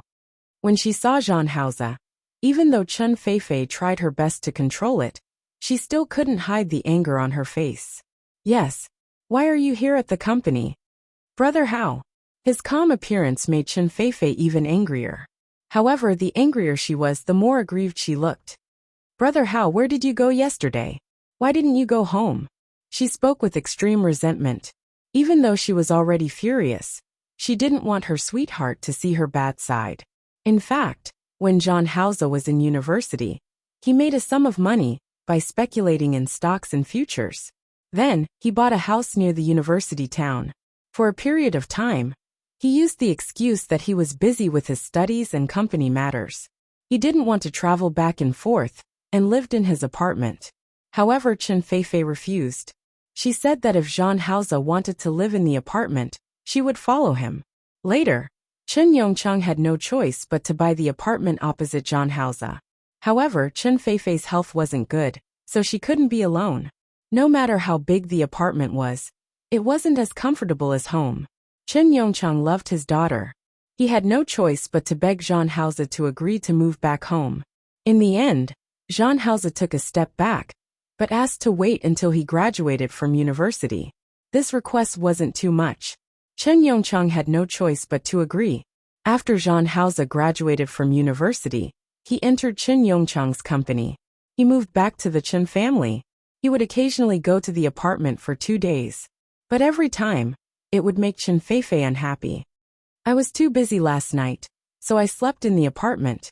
Brother Hao, is what you said true? Chen Feifei looked like she was about to cry. Why did you lie to me? You didn't come back yesterday. So I asked the cleaning auntie to go to the apartment to take a look. You didn't go back at all yesterday. The apartment was cleaned regularly, and the person who arranged it was Chen Feifei. Zhang Haoze looked at her with an unclear expression. The angrier she was, the more aggrieved she looked. The angrier she was, the more aggrieved she looked. Her eyes were red, and with her current expression she looked weak and frail. Brother Hao, you actually lied to me? You never lied to me before. Do you not care about me anymore? You didn't go home at all yesterday. And you weren't in the apartment. Brother Hao, I'm not checking on you. I'm just concerned about you. Don't you know how worried I was about you when you didn't go home? I really didn't go home yesterday. Zhang Haoze looked at Chen Feifei's face. He thought of Ling Shui. Brother Hao. Chen Feifei stopped complaining and looked at him with red eyes. However, there's a reason. Zhang Haoze walked to the sofa and sat down. He lowered his eyes and looked at the financial magazine on the coffee table. Chen Feifei didn't say anything. She just looked at him with concern. Yesterday your dad asked me to sign a contract with Chairman Ling. I know. I asked Dad. Chen Feifei was angry in her heart, but she looked understanding on her face. I know that you've worked hard for the company over the past few years. But, do you have to sign the contract all night? She pouted and her eyes were still red as she looked at Zhang Haoze. Such a delicate beauty, in front of a man, showed such complete trust, and was also full of gratitude. If it was another man, he would probably want to hold Chen Feifei in his arms and comfort her. Feifei, I didn't sign the contract all night, but something happened yesterday.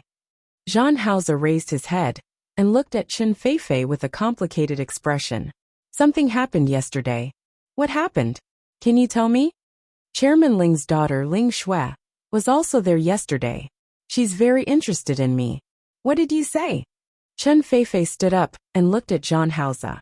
She realized that she had lost control. She sat down in front of Zhang Haoze again and regained her worried expression. Doesn't she know about my relationship with you? She knows, but I think she doesn't care, right? But Chen Feifei almost twisted her fingers, but she forced herself to put on a victim's expression. Brother Hao, you're mine. Don't tell me you like that Shui? Feifei, I don't like her. But I did do something wrong to you yesterday. Brother Hao. Chen Feifei almost couldn't sit still. Jean Hausa seemed to be a little helpless. She drugged me yesterday and I drank some wine. Brother Hao. Chen Feifei's expression completely changed. She sat there with a pale face, as if she would collapse at any moment. What do you mean? Feifei, I'm sorry. Jean Hausa didn't say anything else. What else did Chen Feifei not understand? You guys. You guys really? Really? Chen Feifei's face was pale, and she looked like she had been hit. Jean Hausa lowered his head, looking like he didn't want to say anything more. Chen Feifei reached out and hugged Jean Hausa tightly. Brother Hao, it's okay. It's okay. I know you didn't do it on purpose. You couldn't help it. I won't blame you. If she wanted to blame someone, blame that damn woman. Chen Feifei raised her head and looked at Jean Hausa. Brother Hao, don't worry. I'm really not angry. I'll tell Dad to arrange less work for you in the future. Even if you want to talk about cooperation with others, I'll tell him to arrange more people for you. Feifei, there's no need. Not everyone is like Ling Shui. Of course, not everyone was as shameless as that woman. Chen Feifei was so angry that her gums started to hurt. Holding Jean Hausa's arm, her voice was very soft. Brother Hao, thank you. You're enduring it for me. I won't take this matter to heart, and I won't be angry. Don't worry. Okay. Jean Hausa nodded, and didn't intend to continue this topic. You came here so early. Did you have breakfast? I didn't eat. You didn't come back all night. How could I be in the mood to have breakfast? I'll get someone to bring breakfast in. You can eat first. Okay. Chen Feifei nodded and wasn't in a hurry to leave. After eating with Jean Hausa, and telling him not to work too hard, she got up and left. However, she didn't go home as she had told Jean Hausa just now. Instead, she went around to Qin Yongchang's office. Damn woman, damn Ling Shui. She dared to steal her man. She wanted to teach her a lesson. After Chen Feifei left, Jean Hausa's face didn't have the same expression as before. He stood up expressionlessly, and walked to the back of his desk to sit down. It would take some time for Tang Hua to swallow Ling's company.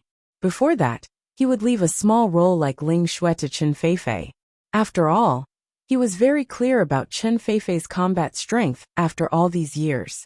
Chen Feifei thought that she had disguised herself very well in front of him, but she didn't know that no matter how she disguised herself, her true nature would still be revealed. After dealing with Chen Feifei and Ling Shui, Jean Hausa was in a good mood. The moment he opened the file, Shi Mengwan's sleeping face suddenly flashed across his mind. She was exhausted yesterday. At this time, she should still be sleeping, right? Jean Hausa, who realized what he was thinking, had an ugly expression on his face. He retracted his thoughts and focused all his attention on work. When Shi Mengwan woke up, it was already past afternoon. The room was empty, and there was no sound at all. Jean Hausa had already left. Shi Mengwan bit her lip and turned over. This simple action made her entire body feel uncomfortable. She felt a little wronged and a little disappointed. Jean Hausa ran away just like that after having sex with her. He didn't care at all. It was her first time. This realization made her uncomfortable. Not only her body but also her heart. Her heart felt even more uncomfortable. Dear brother didn't acknowledge her and forgot about her. Now he treated her like an antidote, throwing her away after using her. All of this filled Shi Mengwan with disappointment. Her disappointment didn't last for long. After realizing what time it was, Shi Mengwan quickly got up to look for her phone. Her phone was left in the study next door yesterday. Sure enough, there were at least dozens of missed calls from morning until now. Most of them were from colleagues in the studio, and one was from Su Qingseng. She was still feeling very uncomfortable, so she didn't plan to go out today. She told Xiao Ji that she was sick and wasn't feeling well. She wanted to rest at home for 2 days. If there was anything, she could email her or call her. She called Su Qingseng again. She asked her to go to her place for dinner. After telling her that there was an event at the company, Shi Mengwan hung up the phone. She went to the kitchen and casually cooked a bowl of noodles for herself. She was still feeling uncomfortable, so she went back to sleep after taking a shower. Shi Mengwan, who was sleeping, once again dreamed of the winter when she was 12 years old. It rarely snowed in Lin City, but the winter here was still considered cold.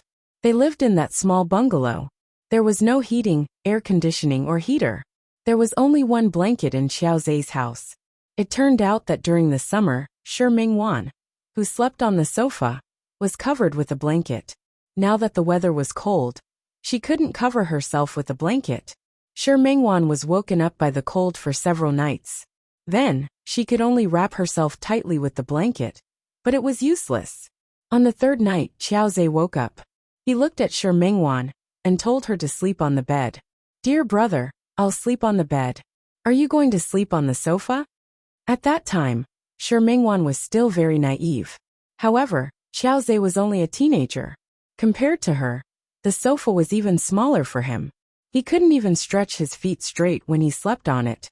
Shi Mingwan took the initiative to speak after seeing how Xiao Zhe slept. "Are you going to sleep?"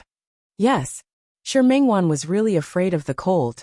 At that time, it was already past the mid-autumn festival of the lunar calendar. It would be even colder later on. She didn't want to be cold. However, she didn't expect that when she slept on the bed, Xiao Zhe would also sleep on the bed. At first, Shi Mingwan was a little awkward and uncomfortable, but after sleeping for 2 days, she was completely at ease. The youth's gaze was calm, and Shi Mingwan's gaze was clear. One treated the other as a sister, and the other as a brother. The pure friendship between siblings wouldn't have any bad thoughts. Shi Mingwan dreamed of the first night Zhe slept with her. She still remembered that she was still a little embarrassed. She went to bed early and curled up on one side of the bed, occupying a very small space. However, dear brother slept in the middle of the bed rather rudely. At that time, he really didn't sleep well. Sometimes when he fell asleep, he would squeeze over to her side. At this time, Shi Mingwan could only move out more and more carefully. She also had to be careful not to fall under the bed. Later, the knocking on the door woke Shi Mingwan up from her dream. She was very tired and sleepy. She was woken up by someone and didn't want to get up to open the door. However, the knocking on the door didn't seem to give up. It was still going on. Shi Mingwan had no choice but to get up, put on a coat, and open the door.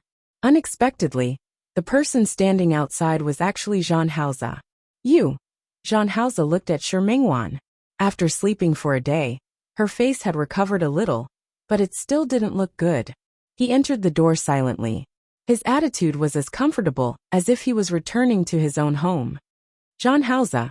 He didn't like to call her dear brother, so she wouldn't call him that. But what did he mean now? Didn't he leave?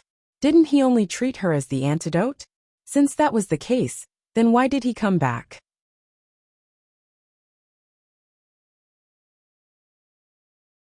Chapter 656.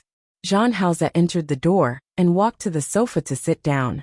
His relaxed expression made Shi Mingwan feel a little unhappy, as if he treated this place as his home. Didn't he leave? Since he left, why did he come back? While she was unhappy, she felt a little expectant. Did Zhang Haoze remember what happened in the past? Or, she pursed her lips, took a few steps forward, and stood by the coffee table. She didn't sit down. She just stood there and looked at him. Zhang Haoze was tall. Even if he was sitting, he wasn't much different from Shi Mingwan, who was standing. The two of them looked at each other like this. "You."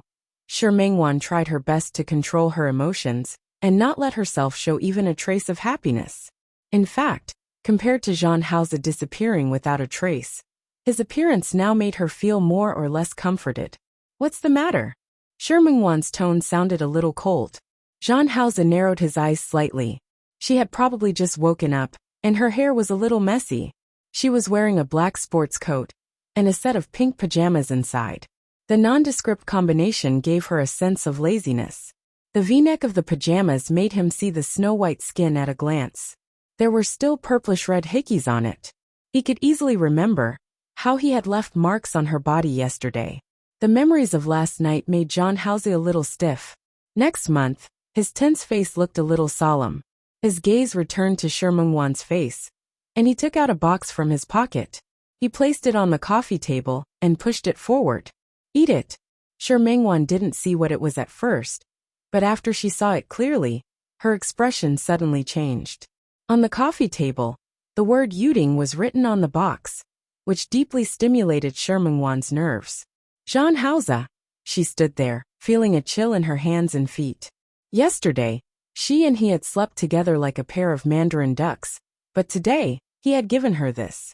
I should thank you for your thoughtfulness now, shouldn't I? Last night was just an accident. She hadn't had time to recover from the fact that she had a relationship with Jean Hausa.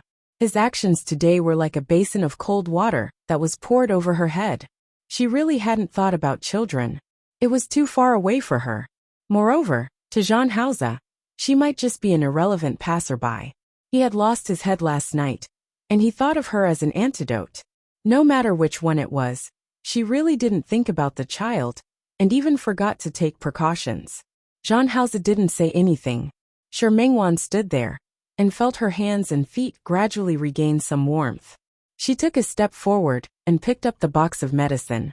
Sorry to trouble you, I'll take the medicine. I'll eat later. You can go. Jean Hausa didn't move, and Shermangwan didn't want to be entangled with him. Yesterday was a dream come true. She kept thinking about her dear brother, and finally had a chance to interact with him. Even if this kind of interaction was just a one-sided dream, today, Jean Hausa would let her know that if this was a dream, it could only be a nightmare. She couldn't tolerate it, she couldn't let it go, and she couldn't accept that her big brother had become like this. Mr. Jean, please. Jean Hausa looked at her face, as if he didn't understand what she was angry about. He stood up and walked in front of her. His gaze fell on the box in her hand. Are you angry? Shermangwan stood there without moving. There was a hint of stubbornness in her expression. She was very beautiful, with a delicate beauty, and her stubborn expression at this moment.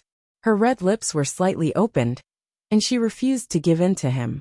Her eyes were full of momentum. Jean Hausa turned his face slightly, and his body involuntarily took half a step forward. He stared at the arrogance on her face. Didn't you say to take the medicine? Shermangwan suddenly looked at him. For a moment, her eyes were indescribably complicated. She gritted her teeth and clenched her fists, which were hanging by her side. She glared at Jean Hausa, and quickly turned around to go to the kitchen. When she came out of the kitchen, there was a glass of water in her hand. She opened the medicine in front of Jean Hausa. She took out a pill, and was about to put it in her mouth, when Jean Hausa suddenly held her hand. Shermangwan's hand stopped in midair. She looked at Jean Hausa with confusion and mockery. What are you doing, Mr. Jean? Jean Hausa slowly took the pill from her hand. He leaned over and looked at Shermangwan's face. He placed the pill and the glass of water back on the coffee table. Mr. Jean, this medicine will have an effect if it's taken within 72 hours. And then, Jean Hausa pulled Shermangwan's body into his arms. If that's the case, then don't waste this time. Shermangwan quickly understood what he meant. He carried her in his arms and carried her to the room. Shermangwan's expression changed drastically when she realized what he wanted to do. Jean Hausa, are you crazy? He didn't love her. Yesterday was an accident. Did he still want to continue today? Jean Hausa, put me down. The distance from the living room to the room was too short. Shermangwan felt that in less than 10 seconds, she had already been placed on the bed by Jean Hausa. The moment her body touched the bed, she quickly bounced up and wanted to leave from under Jean Hausa.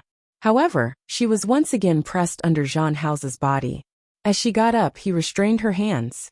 At the same time, he kissed her lips. Woo-woo. Shermangwan couldn't say the rest of her words. Her body still had the feeling he gave her yesterday. Her back was sore and her legs were weak. She wasn't his match at all.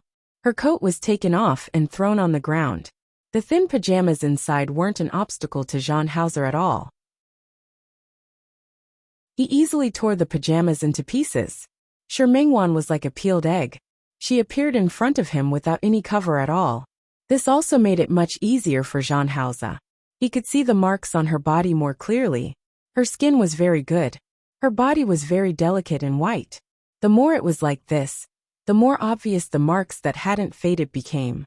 Those marks were left by him. Jean Hausa. Shermangwan didn't want to continue with him. She struggled to get up, but he easily suppressed her with one hand. He kissed her lips again, not giving her a chance to make a sound, nor did he give her a chance to resist. Everything had just begun. Shi Mengwan washed her clothes and tidied up Qiao Zhe's 2 extremely small rooms. Finally, she went to the kitchen and looked at the things in the kitchen. Yes, there was an electric rice cooker, a pot, and even a pressure cooker. The pots, bowls, ladles, and pots were all complete. There were also daily necessities: rice, oil, and salt. Shi Mengwan tidied up the kitchen, came out of the kitchen, and went to look for Qiao Zhe. Dear brother? Unexpectedly, she saw Qiao Zhe changing his clothes. She let out an ah and quickly turned around. The young man's shirt was covered in blood. He had no choice in the small clinic just now. Now that he was out, he naturally had to change. He still had to go out at night. The young man's body was slender, so there was nothing to look at. However, Shi Mengwan was still a little girl, so she naturally felt embarrassed. What are you screaming for? Qiao Zhe impatiently buttoned 2 buttons on his shirt and walked in front of Shi Mengwan. Haven't you seen it before? It wasn't that she hadn't seen it before. When she was at home, her father and a few uncles would also be bare-chested. However, those were her family. And Qiao Zhe, why did you call me? Shi Mengwan realized that he was already dressed, so she only dared to look up at him. The young man had recovered quite well. Yesterday, his face was bruised and swollen, but today, his injuries had healed a lot. She pursed her lips and told him about her discovery. I just realized that there's rice in the kitchen. Look, it's not healthy for you to eat outside. Why don't we buy some vegetables and cook at home? Of course, Qiao Zhe knew that there was rice and oil at home. But the problem was, do you know how to cook? Yes. She was the eldest daughter in the family. When her mother was pregnant, she was the one who helped with the chores. Every day when she came home from school, she had to cook for her parents. The young man glanced at Shi Mengwan and suddenly sneered. Buy vegetables? Where did you get the money? Didn't I yesterday? Shi Mengwan's words were interrupted by the young man. You mean your dozens of yuan? I just paid the medical fees. Shi Mengwan let out an ah. She didn't remember seeing the young man pay, but since he said he paid, then he paid. At this moment, the young man suddenly approached Shi Mengwan with an evil smile on his face. Why don't I sell you? That way, I'll have money to buy vegetables. Shi Mengwan was shocked by his sudden approach, but she shook her head firmly. You won't sell me. You're not me. How do you know I won't? I know anyway. You just won't. After Shi Mengwan said this, she lowered her head. She wasn't in the mood to argue with Qiao Zhe now. If there's no vegetables, then there's no vegetables. Then let's eat plain rice. I'll do it. After paying the medical fees, she had no money to buy vegetables, so she could only eat plain rice. Shi Mengwan entered the kitchen, but she began to feel a little conflicted. Dear brother was still injured, so he should eat better. But in this situation he couldn't even eat vegetables. How could she give dear brother nutrition? Perhaps she should think of a way to earn money. When Shi Mengwan washed the rice, she began to be a little lost in thought. What could she do? She was only 12 years old, so she definitely wouldn't be able to find a job. Perhaps she could start collecting trash tomorrow? But that wasn't good either. She wasn't familiar with this place. These alleys were full of twists and turns, so she wouldn't be able to recognize them all without some time. Why don't I tell dear brother? Let him bring her along? If he wasn't willing, then she would think of another way. She washed the rice and put it into the rice cooker. She measured the water and plugged it in. When the rice was ready, Shi Mengwan leaned against the kitchen stove in a daze. In the past, her parents would occasionally give her pocket money at home. At that time, she still felt that she didn't have much use for money. If she had known earlier, she would have taken more money when she ran away from home. Now it was all right.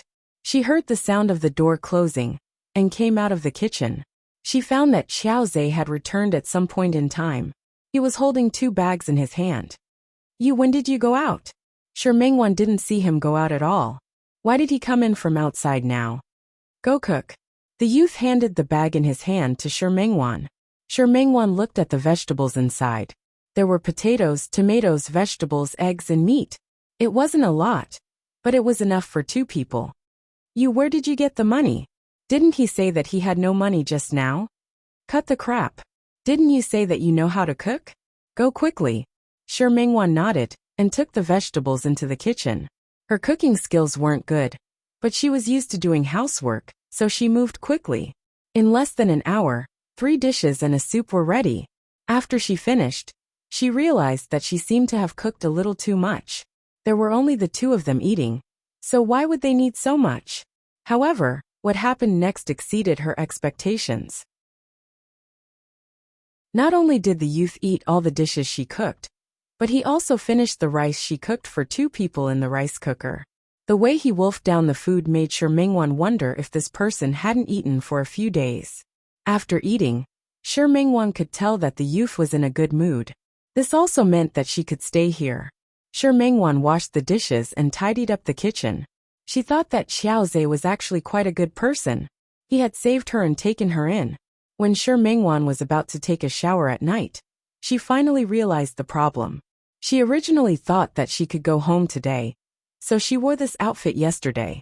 She could barely sleep on the sofa with her clothes on.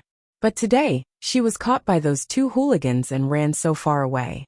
Her body was even stained with Xiaozhe's blood. Her clothes were so dirty that she couldn't wear them anymore. But there were no clothes she could wear here. Shi Mingwan thought about it and went to look for Xiaozhe. "Dear brother, do you have any extra clothes?" Xiaozhe was taller than her, so he definitely didn't have any clothes she could wear. But she still wanted to ask. "A t-shirt will do. Any clothes will do." After eating, the youth was busy in his room. When he heard her words, he glanced at her. He had noticed just now that the clothes on the girl's body were stained with his blood. He went to the closet, found a t-shirt, and threw it to her. The youth was taller than her, and the t-shirt was also longer. Shi Mingwan took the shirt and thought that it could be used as pajamas. She went to the bathroom to take a shower, then changed her clothes and washed them. In the end, when she put on the long t-shirt and was about to go out, she found a problem. She didn't have any underwear inside, so it felt strange. She stayed in the bathroom for a long time, not knowing how to get out. Perhaps she could trouble Xiaozhe again? Ask him to buy a set of underwear for her? Someone knocked on the bathroom door a few times, and Xiaozhe's voice sounded outside the door. "Did you die inside? Come out, I want to brush my teeth." No matter how embarrassed Shi Mingwan was, she had no choice but to come out.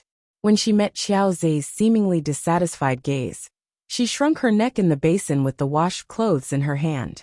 "I also washed the clothes." Xiaozhe didn't look at her, but went into the bathroom.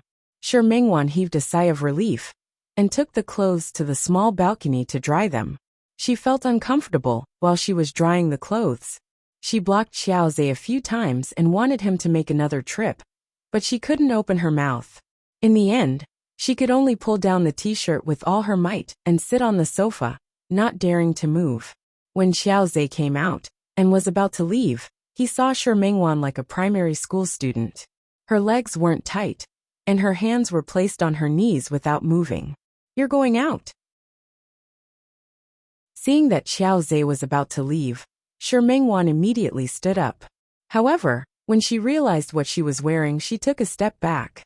"Dear brother, are you going out now?" "Yes, what's the matter?" Although it was very late, he still had something to do. "Then, when you come back, can you help me bring some clothes back?" "Bring clothes?" The youth glared at her, and his tone was exactly the same as when she asked him to buy groceries just now. "Do you have money?" Money was Shi Mingwan's weakness. She bit her lip and shook her head.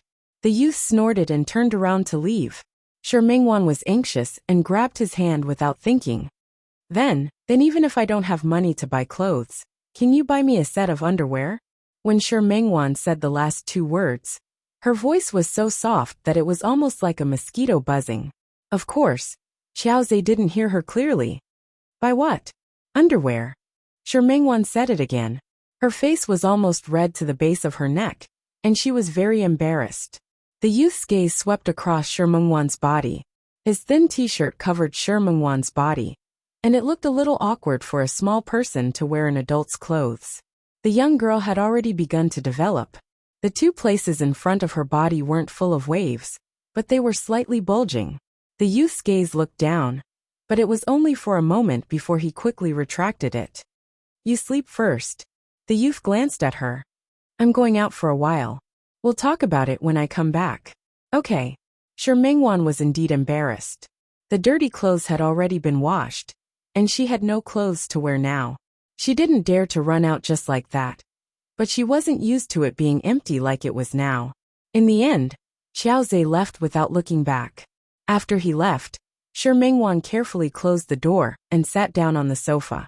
She seemed to have thought of a problem at this moment. Dear brother ran out just like that. It was so late. Where would there be clothes to sell? Sure Mengwan fell asleep when she was in a daze from waiting. By the time she woke up, it was already dawn the next day. When she heard the sound of the door opening, she quickly sat up from the sofa. Xiaozhe entered the door from the outside. This time, he was carrying a big bag in his hand. When Sure Mengwan was sleeping just now, her clothes almost rolled up to her thighs. Now that Xiaozhe was back, she hurriedly straightened the hem of her clothes and pulled them up. Dear brother. Xiaozhe wasn't a patient person. He directly threw the bag into her arms. The bag was a little heavy. Sure Mengwan instinctively caught it, hugged it, and looked inside the bag. When she opened it, there were clothes and underwear. She took it out and took a look. The clothes were the simplest jeans and t-shirt. This is for me. What else? Could he wear it? Thank you, dear brother. Sure Mengwan hugged the clothes, her eyes filled with gratitude. However, dear brother, it seemed that he was really nice. Go change. Xiaozhe glanced at her. As for the one you're wearing, I'll use it as your pajamas. Thank you, dear brother. Sure Mengwan was extremely happy, not only because dear brother bought her clothes, but also because dear brother was stubborn but soft-hearted. He said that he wouldn't care about her, but he still did. Dear brother was so nice. Sister Sure, how about we order the takeout from the restaurant you mentioned last time? Sister Sure? Yes. Sure Mengwan came back to her senses and found that Xiao Qiu was staring at her with a puzzled gaze. Sure Mengwan sat up straight. What did you say? I said, how about we order the takeout from the restaurant you mentioned last time? Didn't you say that you were tired of the previous ones? Okay. Sure Mengwan didn't object. You decide. Then I'll go order. Xiao Qiu looked at Sure Mengwan and didn't ask further. However, before she left, her gaze swept across the design drawing in front of Sure Mengwan. Sure Mengwan naturally noticed her gaze. She looked at the design drawing, picked it up, and tore it up without hesitation. After tearing it up, she supported her forehead with one hand and half closed her eyes. She thought of Jean Hauser again. When she woke up this morning, Jean Hauser was no longer in the house. If it weren't for the glass of water and the box of birth control pills on the coffee table, Sure Mengwan would have thought that yesterday was her fantasy again. Jean Hauser Xiaozhe. These two people only had one word in their names, and they looked the same. But the way they did things was completely different. Dear brother was stubborn but soft-hearted. No matter what, he would protect her and take care of her. But what about Jean Hauser? What kind of person did he think she was? He came and went as he pleased. She didn't see Jean Hauser this morning, and this was the second time.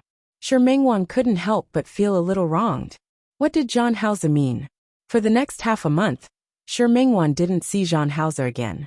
After the Mid-Autumn Festival in Lin City, the weather began to cool down. It was December. Sure Mengwan's studio also began to get busy. At the end of every year, major companies would have many annual meetings. Often at this time, the orders would increase. Not only were there engagement dresses, but there were also many people who came to make dresses. Many people came in advance to prepare. Sure Mengwan became busy and didn't think too much about Jean Hauser. Occasionally, in the dead of night, she would think about what that person was doing. But soon, this kind of mood would be replaced by busyness. This kind of busyness continued until the end of December. As the wife of the president of Tianyu Group, Su Qingseng also had to attend the annual meeting of Tianyu Group. Her dress was prepared by Sure Mengwan. On the day of the meeting, Sure Mengwan also attended. Wan. When Sure Mengwan entered the door, Su Qingseng walked towards her. You're here? Yes. I have to see a lot of people today. I might not be able to take care of you. Take care of yourself later. Call me if you need anything. Don't worry, I'm not a child. I need you to take care of me wherever I go. Sure Mengwan really didn't need Su Qingsang to take care of her. She walked to the long dining table to get a drink. Her gaze fell on Su Qingsang. She might not even know it, but ever since she married Hu Jinniao, her temperament had begun to change. A hint of envy appeared in her eyes. Whether Hu Jinniao was the president or an employee, he was really good to Su Qingsang. Sure Mengwan casually took a drink and took a sip, only to realize that she was drinking wine. However, this wine tasted good, so she simply drank up the whole glass. The moment she put down the glass, she saw Zhang Hao's figure from afar.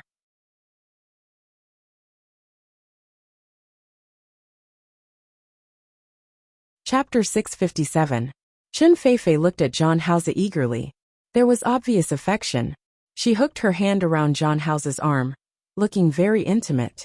Brother Hao, I didn't expect President Hua to be the president of Tianyu Group. He looks so young. Yes, Zhang Hao replied. He wasn't too surprised. He had dealt with Hu Jinniao before. Also, he is so good to his wife. Chen Feifei looked in Su Qingsang's direction, and she couldn't help but feel a bit envious. Who wouldn't envy a woman like Su Qingsang?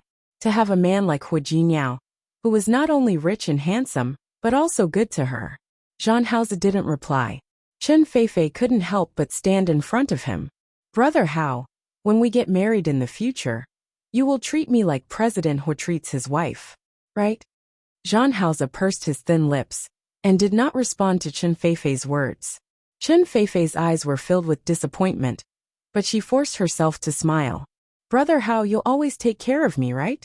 Zhang Hao responded softly, and his voice was a little perfunctory. Chen Feifei was not annoyed. Zhang Hao had always been like this. If she wanted to be angry, she would have been angered to death. Anyway, she believed that she and Zhang Hao had been together for more than 10 years. This was something that no one could compare to. Brother Hao, I saw Miss Luo and Miss Song. Let's go and say hello. The Chen family had business dealings with both the Luo and Song families, and she also wanted to bring Zhang Hao to them. Go ahead. I'm going to the bathroom. Then go quickly and come back quickly. You know, when you're not around, I feel like I've lost my soul. Zhang Hao didn't respond to Chen Feifei's words. He took her hand away from his and went to the bathroom. Chen Feifei pursed her lips into a straight line. In a place where Zhang Hao couldn't see, there was a flash of gloominess in her eyes. She had spent a month fighting with Ling Shui. The conditions of the Ling family were similar to her family. Speaking of which, she could be considered a difficult woman to deal with. However, it was a pity that Ling Shui loved to play around. Relying on her good family background, she did not put men in her eyes. It was too easy to find dirt on such a woman. Chen Feifei spent a lot of effort to find Ling Shui's weakness. She was sure that Ling Shui was in a terrible fix now, and it was impossible for her to have the time to pester Zhang Hao anymore. Zhang Hao should have time to accompany her without that woman's entanglement, but he had become very cold to her recently. When she asked, he said he was busy with work. In fact, the company was really busy recently. In this way, she couldn't even lose her temper. He didn't even want to bring her to the banquet tonight. If she hadn't happened to see the invitation in his office, she wouldn't have known. Chen Feifei was a little annoyed, but she would not show all her negative emotions in front of Zhang Hao. Curling up the corners of her lips, she walked towards the group of socialites with a perfect smile. She was the eldest daughter of the Chen family. She had to maintain her most appropriate side at all times. Sure Mengwan had already put down her wine glass when she saw Zhang Hao. She tried to look as if she hadn't noticed, but her action of putting down the glass was a little forceful. For more than half a month, Zhang Hao never appeared again. She treated those 2 nights as a dream. During this period of time, she constantly convinced herself that it was just a dream. She had already started to let go, but she saw such a scene again. She had heard from Su Qingsang that Zhang Hao had a fiancé. She also remembered seeing Zhang Hao and Chen Feifei together. At that time, the two of them didn't have a real relationship, and she wasn't 100% sure that the other party was Qiao Zhe. But now, she couldn't bear to watch any longer. She walked away from the table and headed for the bathroom. After leaving the banquet hall, Shi Mengwan's phone rang. It was a call from home. She took the phone and walked to the corner at the end of the corridor to answer it. The stairwell was right next to it, and it was far away from the elevator, so there was no need to worry about people coming over. Her mother asked her if she would go home on New Year's Day. Sure, Mengwan didn't give a precise answer. There were many things to do at the end of the year. She really couldn't guarantee that she would have the time to go back. Your sister misses you very much. She's asked about you several times. He said he wanted to go to Lin City to see you. Sure Mengru was Sure Mengwan's younger sister. The little baby girl from back then was already 13 years old and was in junior high school. The little girl had been close to this sister since she was young. She wanted to be with her sister the moment she returned home. Okay, I think I'll go back when I'm free. You should come back when you're free. Your grandmother hasn't been in good health recently. She's been missing you. Grandmother would miss her? Didn't she always think of herself as a money-losing commodity? Even though she had earned money outside and even bought a house. In her grandmother's eyes, she was inferior to her uncle's cousin. Wasn't it a little ironic? She was already used to it. Her grandmother's preference for boys was engraved in her bones and couldn't be changed easily. Silence. Even if Sure Mengwan went back, she wouldn't go to see her grandmother. So there was no need to say anything else. Wan. Sure Mengwan's voice sounded a little cautious. Is there anything else? Mom, are you still blaming your grandmother? It's nothing. Sure Mengwan leaned against the wall behind her. The wall was a little cold, but she felt that this could keep her awake. Mom, don't think too much. I'm not coming back because I don't have time. If I have time, I'll naturally go back. Wan. Sure Mengwan's voice had a hint of a sigh.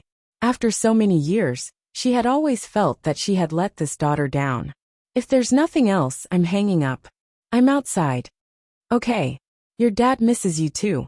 If you're free, come back and stay for a few more days. Got it. Sure Mengwan bit her lip. She thought for a moment and added, it's really not that I don't want to come back. It's the end of the year, and there are a lot of things to do in the studio. Why don't I wait for the new year and come back to stay for a few more days? Sure Mengwan was just saying that. When the new year really came, she would have things to do again. Ever since she graduated and opened her own studio, she hadn't stayed at home for more than 7 days. Okay. I'll cook your favorite dishes when the time comes. Sure Mengwan was very happy. She nagged for a long time before hanging up. Sure Mengwan listened patiently and didn't interrupt her. After hanging up the phone, she saw a black shadow on the ground in front of her. Sure Mengwan was shocked. She took a big step back. She looked up. Jean Hauze had arrived at some point in time. He stood there, and the light from behind shone on him. The angle of the backlight made his facial features a little unclear. He was tall and big. Perhaps it was because he was here to attend the banquet, but he was wearing a 3-piece suit. The dark patterned fabric stuck to his figure, making him look even taller and straighter. Sure Mengwan looked into his eyes and could clearly hear her own heartbeat. That was because she couldn't control the heartbeat of a woman toward a man. Half of it was because she knew that this man was her dear brother. His existence and his appearance could make her lose her peace of mind for the first time. She lowered her eyes and clenched her fists slightly. She actually had a lot to say and a lot to ask, but in the end, she gritted her teeth and walked past Jean Hauze, intending to leave. When she passed by Jean Hauze, her arm was tightly wrapped around by Jean Hauze. Her body froze there. She looked at him with a slightly cold gaze and suppressed emotions. He was also looking at her. His gaze was deep and unreadable. Sure Mengwan was wearing a long black goddess dress today. The V-neck design exposed the snow-white skin on her chest to the air. Behind it was a thin black gauze fabric. From this angle, he could even see her waistline. Sure Mengwan felt that Jean Hauze was holding her arm a little tightly. She looked at that hand, and then at Jean Hauze. Mr. Jean, what's the matter? Mr. Jean? Jean Hauze narrowed his eyes and suddenly pulled her body in his direction. Then he hugged her and pushed her towards the stairwell. In a corner that couldn't be seen by the surveillance cameras, Jean Hauze pressed Sure Mengwan against the wall. Jean! Their lips met, and all words were sealed in the kiss. Sure Mengwan was stunned for a moment. She looked at Jean Hauze and actually forgot to resist for a moment. His face was magnified in front of her eyes. The man in front of her was undoubtedly good-looking. Not only was he good-looking, but he also had a temperament that enchanted women. Cold, arrogant, and deep, with a hint of arrogance and untamed.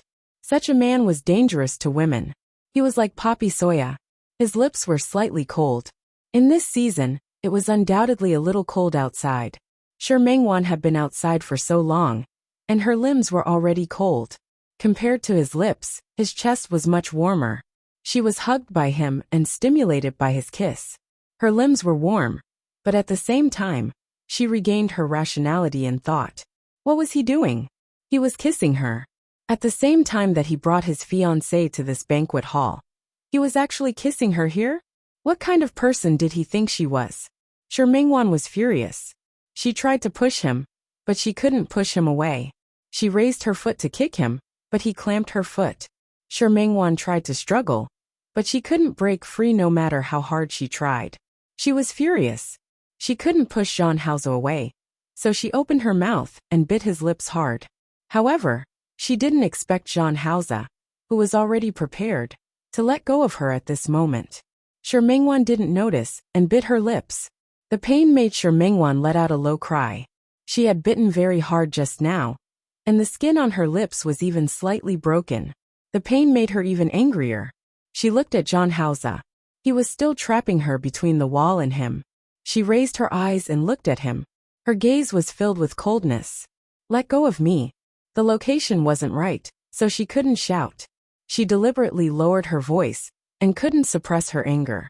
Jean Hauser, what do you mean? Your fiancé is still inside. Jean Hauser, let go of me. Jean Hauser didn't answer her question. He looked at the anger on Sure Mengwan's face and narrowed his eyes slightly. She's not my fiancé. This could be considered an explanation. After all, he had never had any romantic feelings for Chen Feifei. Who would believe it? Thinking about the only 2 times she met Jean Hauser and his performance with Chen Feifei was just short of hanging on him.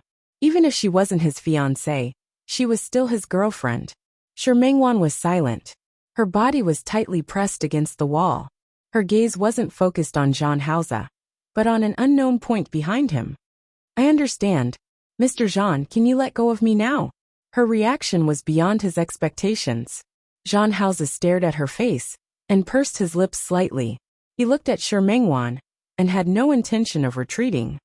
Mr. Jean? If he didn't move aside, she couldn't go back to the banquet hall. Although Su Qingsang wasn't the main character today, she was no different from the main character. She might not have the time to look for her, but she didn't want Su Qingsang to suspect her. Did you take your medicine that day? This extremely abrupt question made Sure Mengwan's expression change slightly. She seemed to suddenly understand why Jean Hauser was blocking her way. Mr. Jean, what's wrong? Are you afraid that I'll use the child to threaten you, or achieve some other goal? Sure Mengwan sneered. Now, she felt that even if the other party was the dear brother that she missed dearly, she wouldn't be able to suppress the anger in her heart. Don't worry, I've taken my medicine, and my period has already come. I'm not pregnant, and I won't use the child to do anything to you. After saying this extremely coldly, Sure Mengwan pushed Jean Hauser's body and quickly headed in the direction of the banquet hall. The moment her body left him, Jean Hauser raised his hand and almost grabbed her hand, but in the end he lowered it again. He stared at Sure Mengwan's back. No one knew what he was thinking, but his gaze was deep. Sure Mengwan returned to the banquet hall and wasn't in the mood to stay any longer. Her lips were still hurting, and she had bitten them herself. She went to the bathroom to freshen up her makeup and covered up the color with lipstick. It looked normal, but it couldn't suppress her anger. She was a little angry, but because of the current occasion, she couldn't even flare up. In the banquet hall, there were also people who knew her who came to greet her. Sure Mengwan's studio was now a little famous. There were also some socialites who liked to order dresses from her. Sure Mengwan couldn't leave even if she wanted to. After patiently exchanging pleasantries with those people, Sure Mengwan finally found a chance to tell Su Qingsang that she could leave first. Su Qingsang knew that, like herself, she didn't like such occasions very much. She asked her to come to her house for dinner in a few days, then waved her hand and let her go. Coming out of the banquet hall, Shi Mingwan shrunk her neck when the cold wind blew. The weather was very good today, and the sun was shining brightly. When she came, she only wore a trench coat. Now that it was late at night, even though she was wearing a coat, she still felt cold. She got into the car. Before going home, she thought that the refrigerator at home was almost empty, so she directly ordered some fruits and fresh food online. It was already very late when she got home. Shi Mingwan entered the house and had just put down her bag and changed into her home clothes when someone knocked on the door. She thought that the fresh food she ordered had arrived, so she got up to open the door. Unexpectedly, it was Zhang Haozi standing outside. Shi Mingwan blocked the door with her body and glanced at Zhang Haozi. He was still wearing the three-piece suit from the previous cocktail party. The light in the corridor shone on his face. He was still expressionless, but his eyes were now staring at her with a burning gaze. She felt her heart skip a beat again, and her hand behind the door couldn't help but tighten. "What's the matter?" Zhang Haozi didn't say anything. His gaze swept across her body. He tore off the pajamas she wore last time. The weather was a little cooler. She was wearing a pullover-style home dress. The pink bear on the front of the cotton dress looked especially cute. It didn't match her appearance at all, but it was surprisingly harmonious. Zhang Haozi didn't say anything. He took a step forward, and was so close that Shi Mingwan could smell the faint scent of mint on his body. She took a deep breath, and tried her best to make her voice sound normal and calm. "Mr. Zhang, what's the matter?" She deliberately kept the distance between the two of them, so that Zhang Haozi wouldn't discover the fluctuations in her heart. She also didn't let him know that her heartbeat was out of order because of him, and that her emotions were affected because of him. Her unapproachable appearance made Zhang Haozi's brows furrow imperceptibly. "Why? You're not calling me dear brother anymore?" Shi Mingwan's hands behind the door tightened. She looked up at Zhang Haozi and met his eyes. "Didn't you tell me not to call you that? Mr. Zhang, since you don't admit that you're my dear brother, then just take it that I've recognized the wrong person. It's getting late. Please go ahead." Shi Mingwan's palm exerted force and directly slammed the door shut. Zhang Haozi, who didn't expect her to do this to him, was stunned and shut outside the door by her. Shi Mingwan didn't realize what she had done until she closed the door. She leaned against the door with a very ugly expression. Yes, he clearly said that he wasn't her dear brother, and he clearly didn't admit it. Why did he have to tease her heartstrings again and again? There was another knock on the door behind her. Shi Mingwan felt angry, and didn't want to pay attention to it at all. The knocking on the door stopped. In less than 2 minutes it sounded again. Shi Mingwan still ignored it, and let him stay. Who cared what he wanted to do? Since he wasn't her dear brother, she had nothing to say to him. Shi Mingwan wanted to go back to her room to take a shower, but when she heard the knock on the door again, she couldn't restrain herself. She angrily ran to open the door and said without thinking, "Zhang Haozi, what do you want? You clearly..." When she saw the delivery man standing outside with a confused face, Shi Mingwan's expression suddenly became very embarrassed. "Sorry. You, Miss Shi Mingwan, right? We're from T-Cat Direct. These are the goods you ordered from T-Cat. Thank you." Shi Mingwan awkwardly took the delivery box from the other party's hand. After signing, she was still a little embarrassed. "I'm sorry. I wasn't angry at you just now." "I know. You were angry at this gentleman, right?" The courier stood a little to the side, and Shi Mingwan realized that Zhang Haozi hadn't left yet.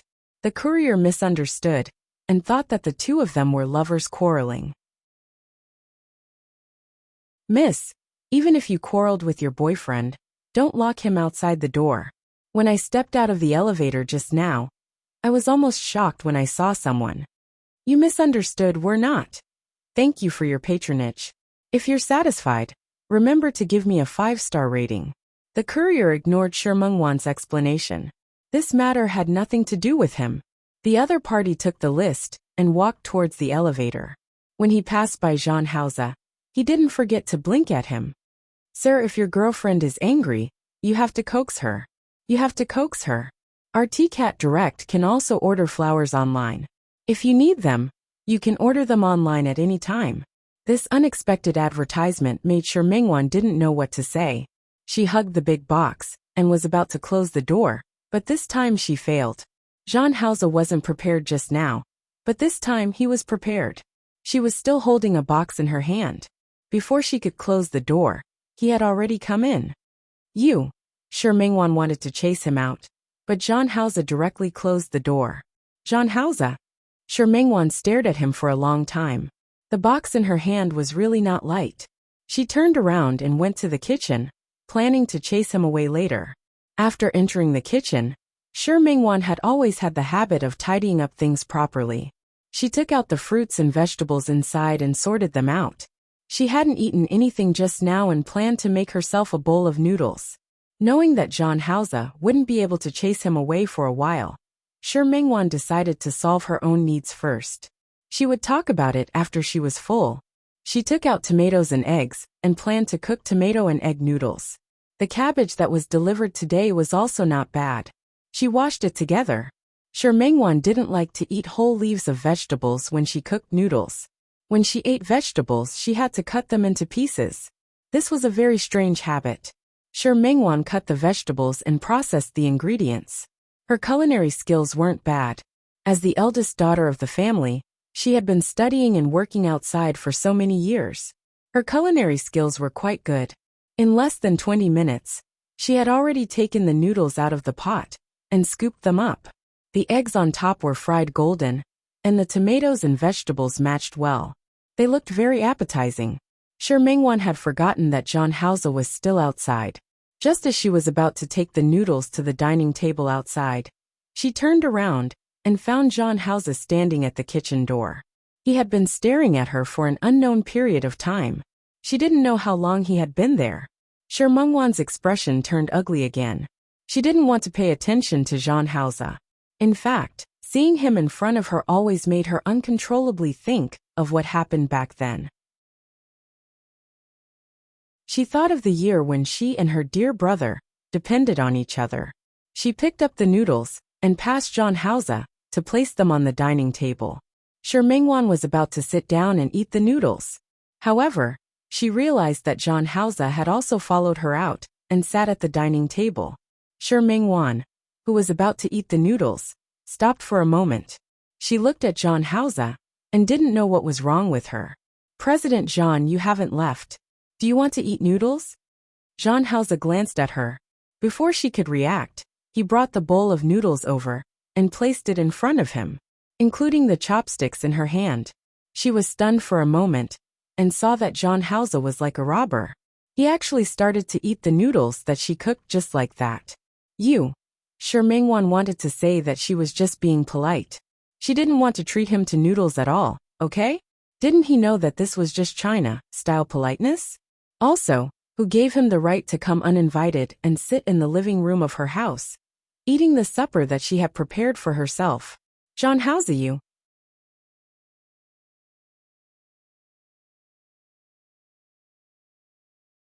Chapter 658. There was a faint aroma of food in the air. Sure Mingwan was wearing the clothes that Xiaoze had bought. She scooped up the food in the kitchen and carried it out. Xiaoze sat on the small table like a master. It was unknown where Xiaoze found this table. Previously, Sure Mingwan and Xiaoze were eating at the coffee table. This morning she cooked porridge. When she brought it to the coffee table, she felt that it was very inconvenient to eat on the sofa. She had to bend over. We should get a table, she said. Wouldn't it be more comfortable to sit down and eat? When she said that, Xiaoze moved the table over at noon. It was a square table that was commonly seen in the countryside. There were also 2 chairs that were brought along with him. Sure Mingwan didn't even know how Xiaoze appeared. She watched as Xiaoze picked up the bowl and ate in big mouthfuls. The youth was still growing, so his appetite was astonishing. She basically cooked according to the amount of food she used to eat with her parents when they were at home. But other than her share, the rest went into the youth's stomach. The young man ate so much, but he didn't seem fat at all. He has lost a lot of weight. He sure had a lot of energy. Just now, when the table had been moved in, he had moved it in alone. She had asked for help, but he had refused. After resting for 2 days, The wounds on his face had healed a lot. There was only a bruise at the corner of his mouth. He could already see the youth's true appearance. He had an extremely good-looking face with long and narrow eyes. Mengwan's previous school, the town she lived in, and the people she met after coming to Lin City, none of them were as good-looking as Zhang Haoze. He didn't lose to those celebrities on TV at all. It was just that this image was a little bad. His hand was injured, so he didn't hold the bowl. He just held it weakly. They ate like this. His posture was inevitably a little ugly. If this happened at home, and her grandmother saw this, she would definitely scold her. He said that they had no manners, and did not even hold their bowls properly. The youth noticed that Mengwan was staring at him. He stopped eating, and stared at Mengwan. "What are you looking at?" As soon as the young man opened his mouth, his pretty face was ruined. Her voice during the puberty period was really not pleasant to hear. Mengwan was caught peeping at the youth, so she looked a little uncomfortable. No matter what, she was only 12 years old this year. Staring at a boy like this was really too unrestrained. "I just want to ask, where did you get that table?" The youth didn't say anything. He finished the rice in his bowl in a few bites. When he went to scoop the next bowl of rice, he glanced at Mengwan. "What? Afraid my desk was stolen? What if they come looking for you?" She didn't. Without waiting for Mengwan to explain, the youth snorted. "Don't worry. I didn't steal it. No one will come to catch you, big brother." Mengwan bit her lip. She was a little hurt by the youth's hostile and impatient attitude. "I was just curious. I picked it up," the young man answered casually.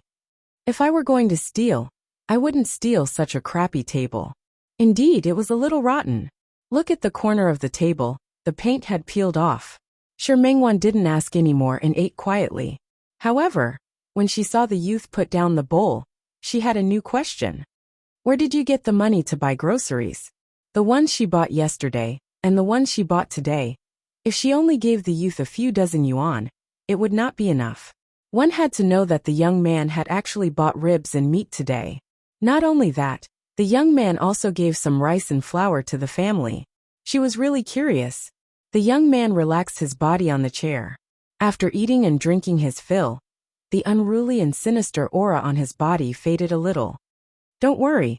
I didn't steal or rob. I came above board." Mengwan looked at him with a hint of confusion in her eyes.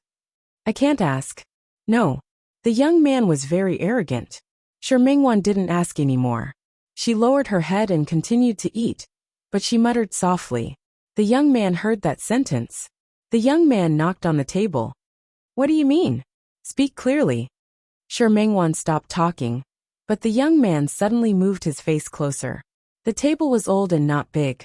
The young man suddenly moved so close that Mengwan almost let go of the bowl she was holding. "Let me tell you, I'll worry about the money. It's not your turn." After saying that, as if he was afraid that Mengwan wouldn't listen to him, he pointed his index finger at her face. "Remember. Got it? If you dare to pick up trash, I'll cripple you first." Mengwan didn't say anything. She looked at the young man and asked her question for the first time. "Dear brother, where are your parents? Why are you living here alone?" Moreover, other than the simplest furniture, there wasn't a single photo in the house. There wasn't even a trace of adult life. "My parents are dead." The young man glanced at her and sneered. "What about you? Where are your parents? Why did you come here alone? I heard you speak, and you sound a little different from the locals of Lin City. You're not from the city, are you? What about your parents? Why don't they care about you?"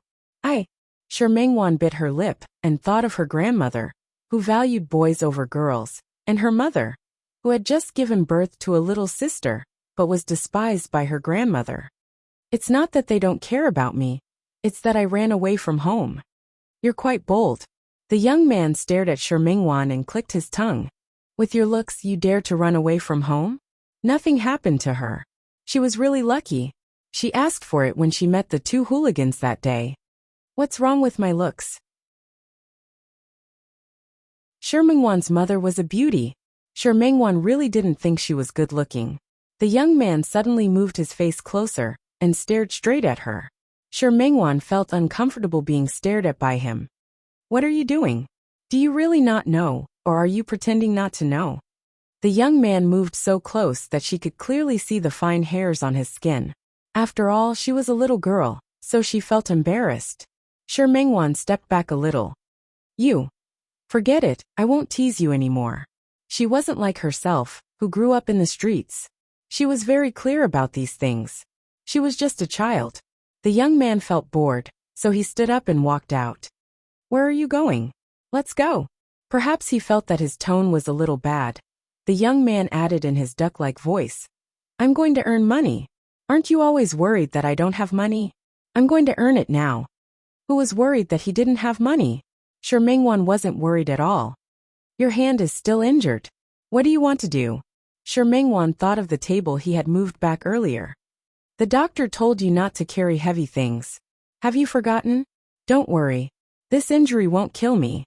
The young man said this and left. The young man left, but he didn't come back for a long time. When night fell, Shi Mengwan wasn't waiting for him anymore. It was just that she didn't feel safe at home alone. There was only one door in this bungalow. There wasn't even an extra security door outside. It wasn't like when she was in town, where her neighbors were all close to her. It didn't matter. She hadn't seen anyone living next door in the past few days. What she didn't know was that this place was very close to a development zone in Lin City. This was an old city area. Most of the locals weren't willing to live here anymore. They were all rented to foreign workers. The people who lived here all went to work during the day, and the workers all had their own things to do. After returning home, they would be tired for a day. Who would be happy to meddle in other people's business? This was also the reason why no one came to help Shi Mengwan when she was chased by two people last time. Shi Mengwan curled up on the small sofa and stared at the door. She didn't dare to sleep. She didn't know where Xiaozhe had gone, and why he wasn't back yet. She got up and looked at the time again. The old alarm clock was already pointing at 11:30. The weather didn't seem to be good today. She heard the sound of rain hitting the window. The voice came again and again, making her more and more anxious. After all, she was only 12 years old. She ran away from home alone to Lin City. That young man, even though she clearly wasn't familiar with him, even though the young man looked vicious. But he was here, at least it wouldn't be so empty. She turned around again, but she still couldn't sleep. The rain outside seemed to be getting heavier and heavier. She couldn't sleep anymore, so she simply got up and wrapped herself in a blanket. She curled up and sat on the sofa. It was at this moment that the door opened. She was startled by the sound of the door opening, and almost jumped up. It was at this moment that the young man pushed the door open and entered. The young man's clothes were wet, and his hair was also wet. The soles of his shoes were stained with mud, and he looked a little disheveled. Seeing that Shi Mengwan was still awake, the young man was stunned. You're not asleep yet? Shi Mengwan was too embarrassed to say that she was timid. She was afraid that she wouldn't be able to sleep. Where did you go? Why are you back so late? You're long-winded. The young man shook the water off his hair and went to his room. Shi Mengwan got up and followed behind him. Why are you all wet? The young man replied casually. He was about to take off the wet clothes on his body. Suddenly, he turned around and looked at Shi Mengwan. There should still be ingredients in the kitchen, right? Yes. Are you hungry? Cook a bowl of noodles for me. The young man looked at Shi Mengwan. Cook more. I'm going to take a shower. His tone of command didn't arouse the slightest dissatisfaction or resistance from Shi Mengwan. He was back.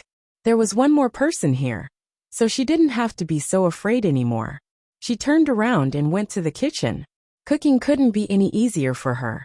The moment she took out the noodles, she thought of the young man's overly thin body. After thinking for a moment, she took out an egg and the remaining tomatoes that the young man had bought earlier. She took 20 minutes to cook the tomato and egg noodles. She took it out and placed it on the small table outside. The young man had just taken a shower. As soon as he came out, he smelled the fragrance of the noodles.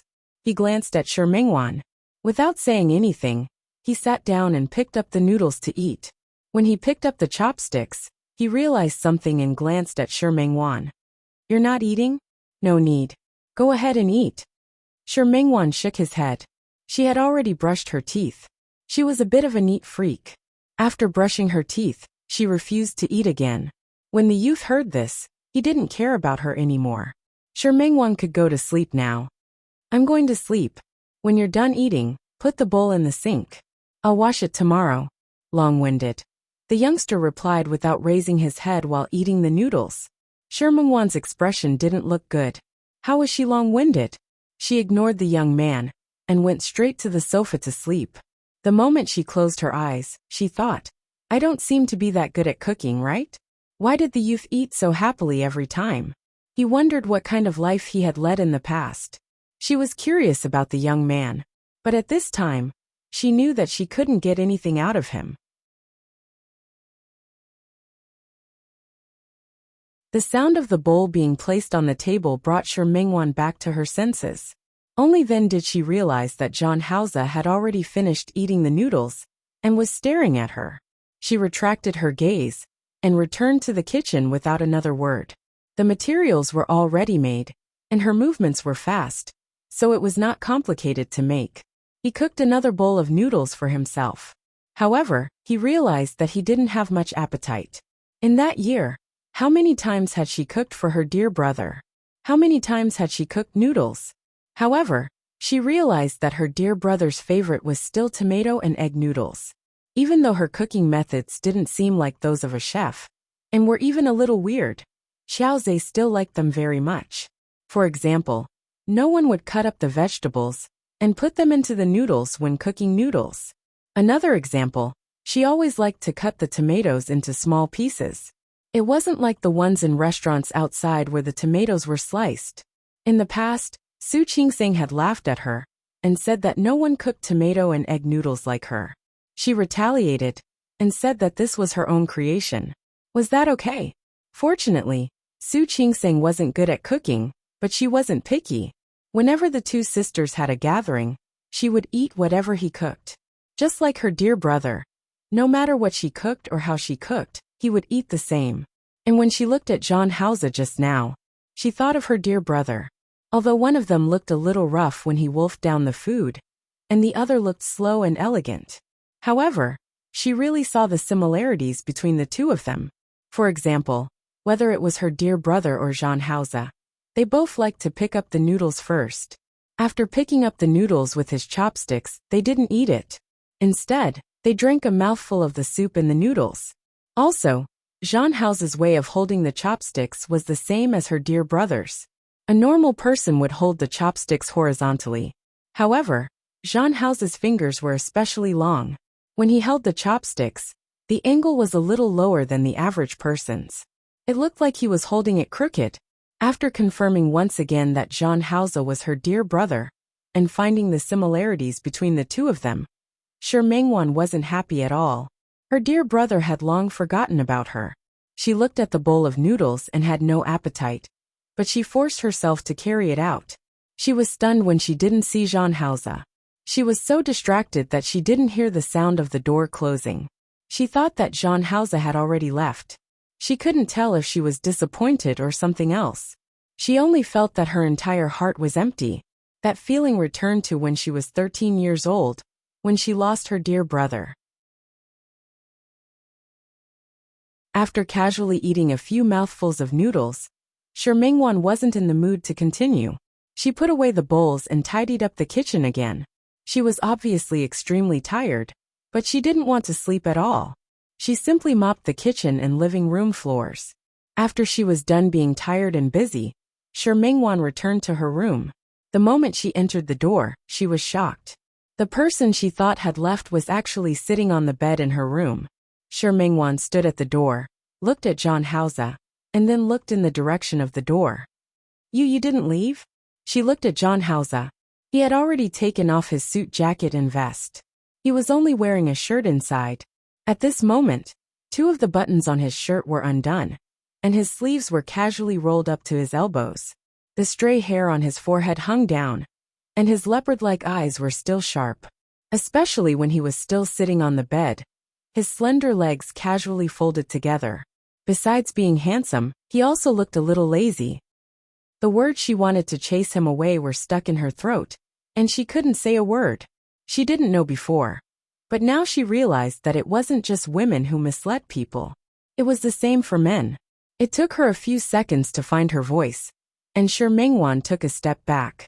Looking at the enlarged face in front of her, she couldn't find her voice for a long time. She pinched her fingernails into her palms, and reminded herself that the person in front of her wasn't her dear brother. She couldn't be entangled with him anymore. "Mr. Jean, it's getting late. Please leave." Her order to leave made Jean Hauser stand up. The room was only that big, so he easily walked in front of her. Shi Mengwan thought that he was going to leave, so she took another step back twice. She signaled that he could leave. However, Jean Hauser suddenly placed a hand on the wall behind her. Shi Mengwan's back was pressed tightly against the wall, and she didn't dare to move. "What did you call me?" Jean Hauser slowly moved his face closer. His breath pointed at her face. Shi Mengwan felt uncomfortable. She didn't know what kind of madness he was going through. Since he didn't admit that he was her dear brother, and had a fiancé, then she should keep a distance from him. "Mr. Jean, it's getting late. Please, woo-woo." Her lips were kissed by someone, and the man's minty scent assaulted her face. Behind her was the cold wall, and in front of her was his hot chest. In one day, she had experienced the same scene twice. She didn't understand what Jean Hauser was thinking. All of her consciousness was confused by this domineering kiss. She thought of the way Jean Hauser ate noodles, and the way her dear brother ate noodles. She thought of the way Jean Hauser sat on her bed with his legs folded, and then she thought of the way her dear brother sat on the sofa in the small bungalow. The two faces of youth and maturity overlapped in front of her. She couldn't escape from Jean Hauser's kiss. She even forgot how she resisted Jean Hauser in the hotel. Or perhaps at that time, she had to worry about someone passing by. But now she didn't have to worry. The kiss slowly changed, and Jean Hauser's hands began to move around her body. Perhaps it was because the temperature in the room wasn't low, but she actually felt that his hands were a little hot. Her consciousness became more and more blurry. The only remaining string of reason told her that this was wrong. She couldn't do this. However, when Jean Hauser's hand reached into her clothes, that kind of reason completely collapsed. She was utterly defeated in front of him, and retreated step by step. She didn't know when her body arrived on the bed. She didn't know when her clothes fell to the ground.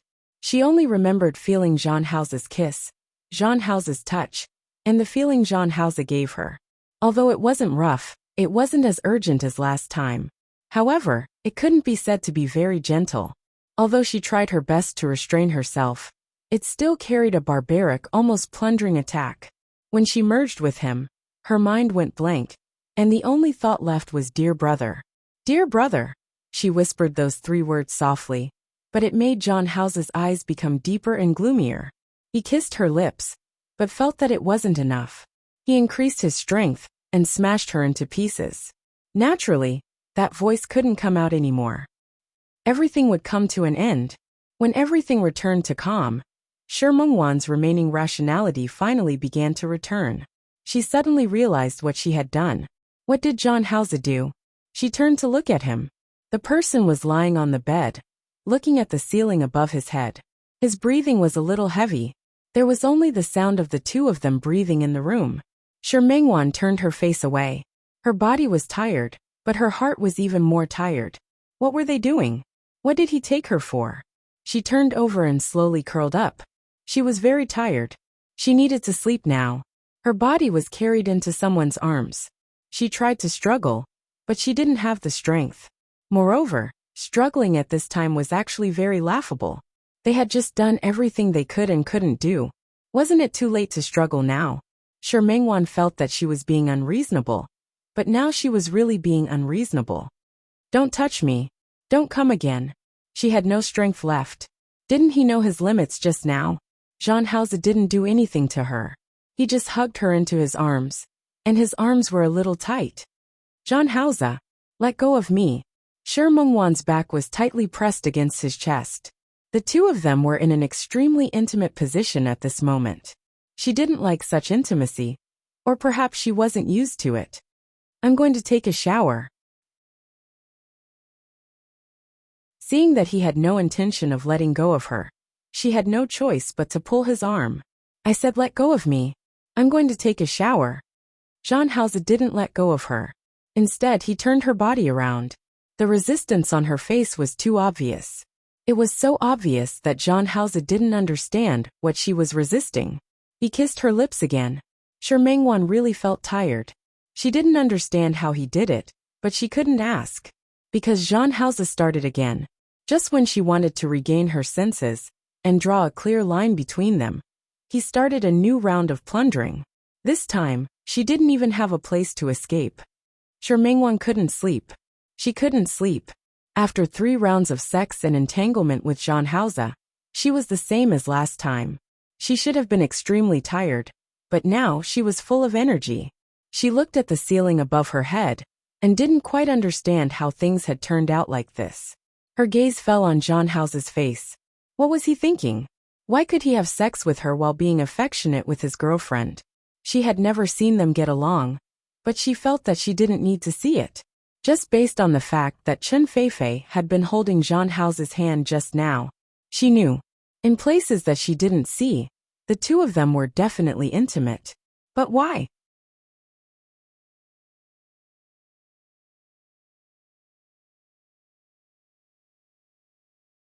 Sometimes she would go out during the day to look around, but she would not go too far and would come back again. She found a very old bookstore at the end of the alley. Then she had something to do. Xiaozhe's residence didn't have a TV or other electronic products. At that time, there were already cell phones. However, it was impossible for people like Xiaozhe and her to afford cell phones and communication products. Sure, Mengwan had nothing to do, so she went to the bookstore to borrow books every day. There weren't many books in the bookstore, but she liked to go there. At least she could pass the time. However, Xiaozhe went out every day. He seemed to be very busy, especially after the injury on his hand healed. He went out early and returned late every day. Sometimes he would come back for dinner, but after dinner, he would run out again. She asked him what he was doing, but he told her not to worry about it. After a long time, she didn't ask anymore. Like Xiaozhe's sister, she cleaned up the house, cooked and washed clothes for him every day. However, after she stayed at Xiaozhe's place for more than a month, the weather in Lin City entered late autumn. Lin City was located in the south, and the weather was extreme. In such a season, the temperature difference was huge. It was fine during the day. She only wore long sleeves, so she didn't feel cold. But at night, a blanket really couldn't warm her up. She felt cold. When it turned cold on the first day, she could still endure it. The next day there was an autumn rain. She was extremely cold. She curled up on the sofa and looked at Xiaozhe's room with a conflicted expression. She had stayed at Xiaozhe's place for more than a month, so she naturally knew that the young man's house only had a blanket and nothing else. She didn't know where the young man got the money from during this period of time, but he had enough to eat and buy clothes for her. But she wasn't sure if her dear brother would agree to buy a blanket. She was so cold that she felt uncomfortable. She tossed and turned on the sofa for a long time, but she couldn't fall asleep. What are you doing? Her movements were so loud that even Xiaozhe, who was inside, was disturbed by her. He got up and looked at Shi Mengwan, who was sleeping on the sofa. His face was full of unhappiness. Shi Mengwan got up and wrapped herself tightly with the blanket. She looked at the young man timidly. I'm cold. She was too embarrassed to continue. She originally wanted to take care of Xiaozhe until his hand recovered, and then go home. She thought about how she quarreled with her grandmother, and how her family was like that. If she went back and her parents didn't change their mind, and still wanted to send her sister away, she would rather not go back. But after staying for more than a month, although Xiaozhe sometimes looked fierce, he treated her well. Xiaozhe treated her well, but she was a little embarrassed. He saved her from being bullied.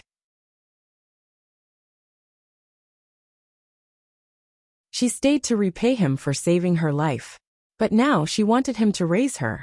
Now she even wanted him to buy her a blanket. A 12-year-old girl was very thin-skinned.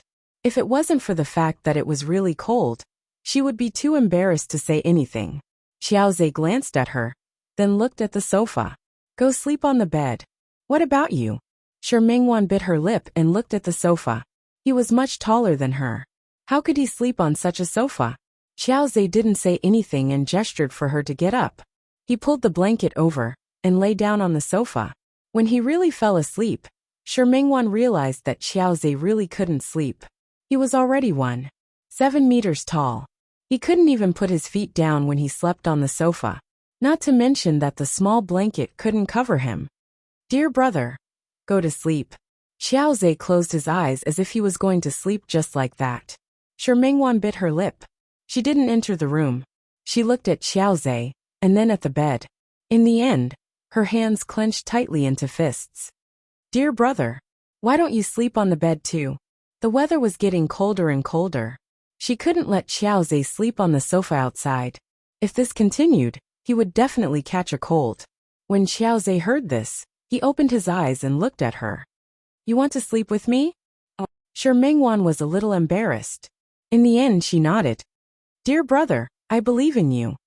Xiaozhe stared at her face and finally sat up. Shi Mingwan entered the room, and Xiaozhe followed her in. He lay down on the bed. Shi Mingwan stood there, feeling a little awkward. After Xiaozhe fell asleep, he pulled the blanket over himself and closed his eyes to sleep. After waiting for a while, he didn't see Shi Mingwan come up to sleep, so he opened his eyes again. He looked at Shi Mingwan and found that she was standing there motionlessly, a little at a loss for what to do. Aren't you sleepy? Sleepy? How could she not be sleepy? But no matter how sleepy she was still a girl. Just now she was just impulsive. She was afraid that dear brother wouldn't sleep well and would catch a cold, so she asked him to sleep on the bed too. Now that she had calmed down, Shi Mingwan felt awkward. Then go to sleep. Xiaozhe ran outside every day during the day, so he exercised a lot every day. Now he was sleepy and wanted to sleep. Before he closed his eyes, he glanced at Shi Mingwan again. Don't worry, I'm not interested in your shriveled body. Shi Mingwan was still a little girl.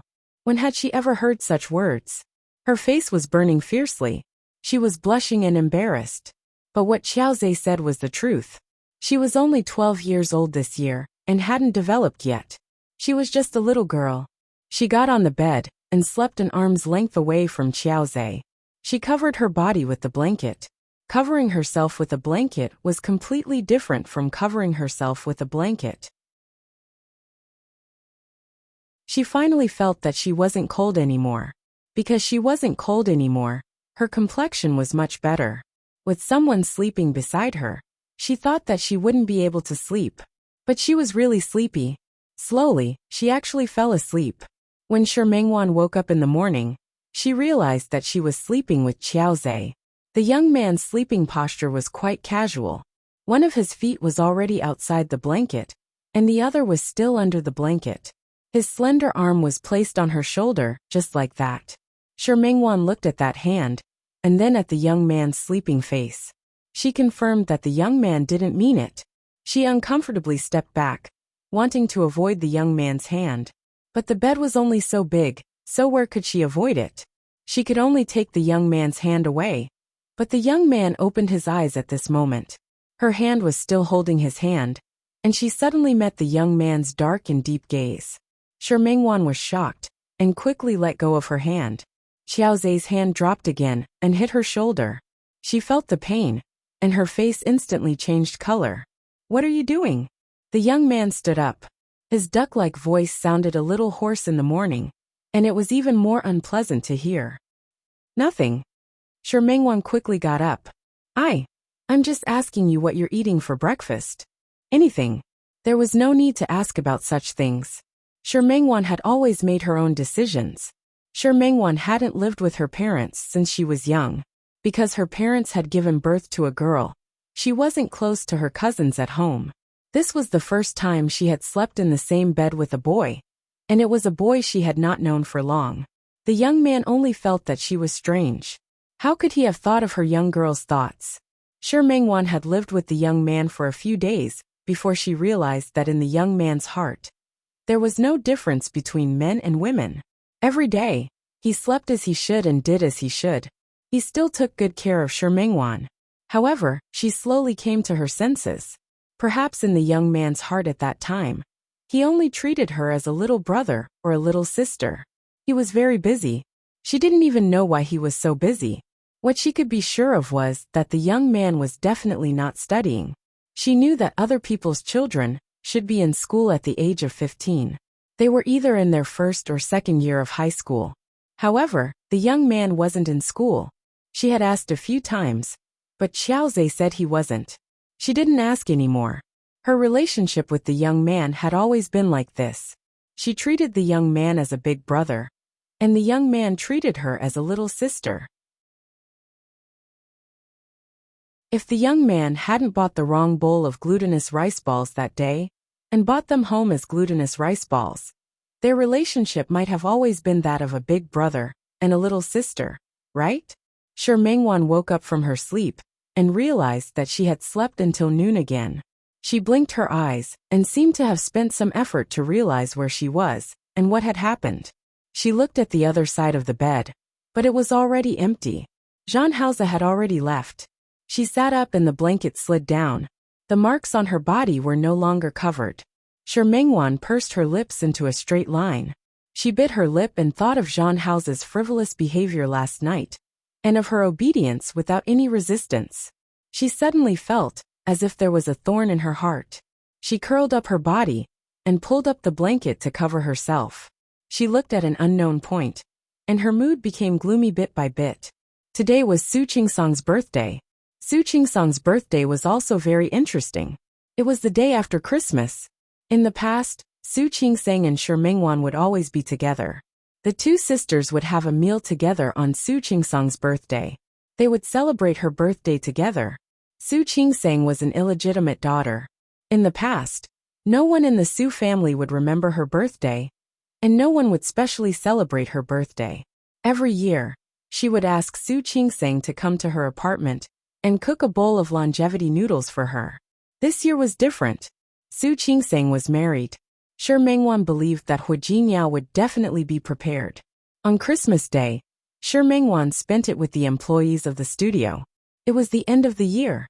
Although there were many things to do, she was not an unreasonable boss. She treated the employees to a meal and accompanied them to karaoke, which was very rare. After a night of fooling around, she remembered the next day that she had an appointment with 2 clients that day. Shi Mengwan had already ordered a cake, but the client was particularly difficult to deal with. After Shi Mengwan sent the client away, she went to take the cake and rushed to the place where Su Qingsang was celebrating her birthday. Only then did she realize that something was wrong. Su Qingsang had acknowledged her mother, and Xiang Kaiping was also there. But this time, not only Xiang Kaiping, but also Su Qinghui was there for her birthday. Shi Mengwan looked at Su Qingsang, and then at Su Qinghui. The calmest person among them was Hu Jingyao, as if nothing had happened. Shi Mengwan looked at him for a few minutes, and realized that Su Qinghui probably felt guilty towards Xiang Kaiping, because Xiang Kaiping didn't like him. She looked at Su Qinghui and felt strange. She had to admit that a woman's intuition was quite accurate. In Shi Mengwan's heart, Su Qinghui was the representative of a scumbag. He had a wife, but also an old lover.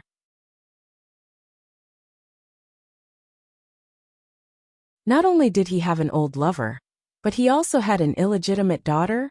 In the past, he had ignored this illegitimate daughter for so many years.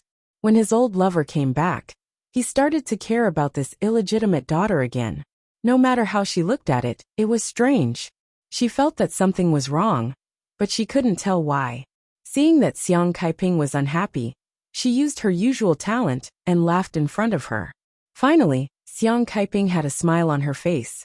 After the party, Shi Mengwan was a little worried about Su Qingsang. However, when she saw the protective look on Hu Jinyao's face, she felt relieved again. A faint envy surged in her heart. No matter how difficult Su Qingsang had been in the past 20 years, at least she was happy now. After all, Hu Jinyao was really good to her. After saying goodbye to Su Qingsang, Shi Mengwan wasn't in a hurry to go home. It had been more than a week since the last time Zhang Haoze appeared and left. These days, she couldn't help but think of Zhang Haoze. Occasionally, she would ask herself in her heart, why couldn't she let him go? She kept convincing herself to forget Zhang Haoze, the man who came and went as he pleased, but she found that she couldn't do it. She stopped the car in front of the river embankment, got out, and walked along the river embankment.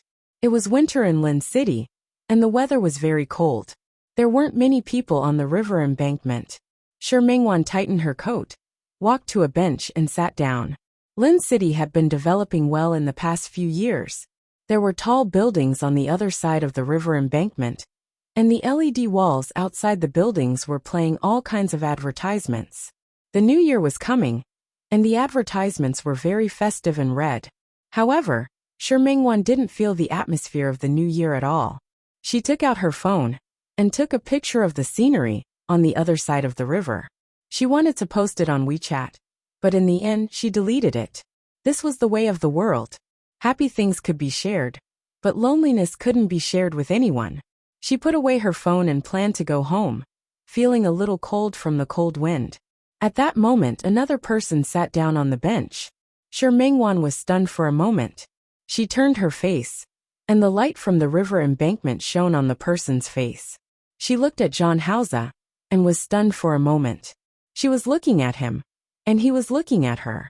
She couldn't help but look behind her again. There was no one else. It was just him. She didn't know when he came, and how long had he been here. Jean. Before she could finish her sentence, Jean Hausa reached out and hugged her tightly. Shi Mingwan's body froze there. She didn't know what to say. There seemed to be something wrong with Jean Hausa today. His hands held her tightly in his arms.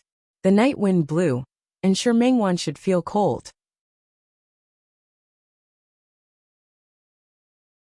But now that she was hugged by him, she didn't feel cold.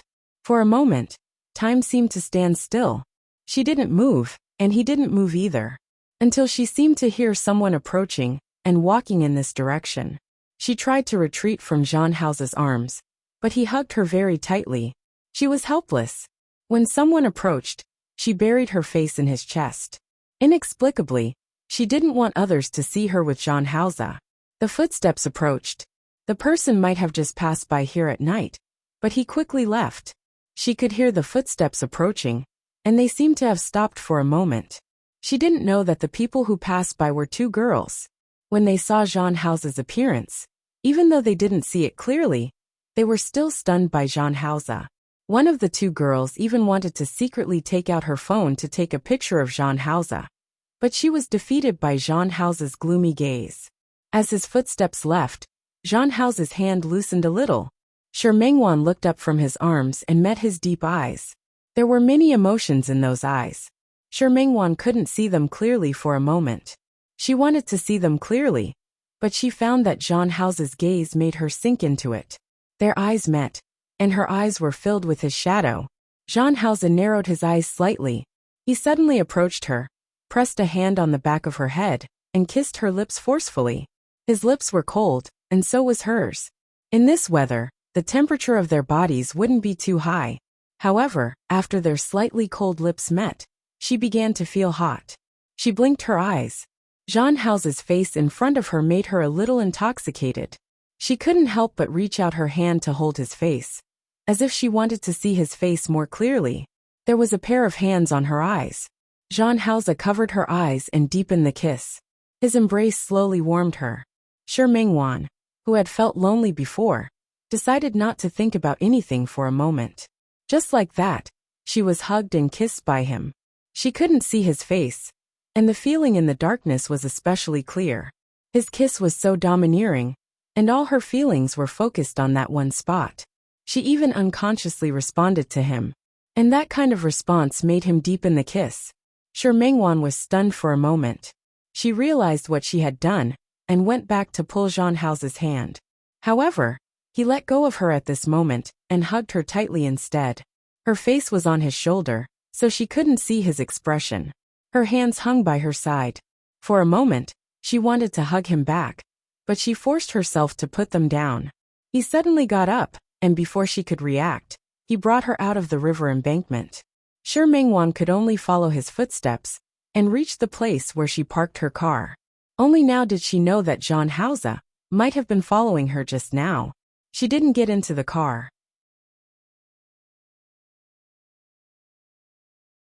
Mingwan bit her lip and stood in front of the car and looked at him.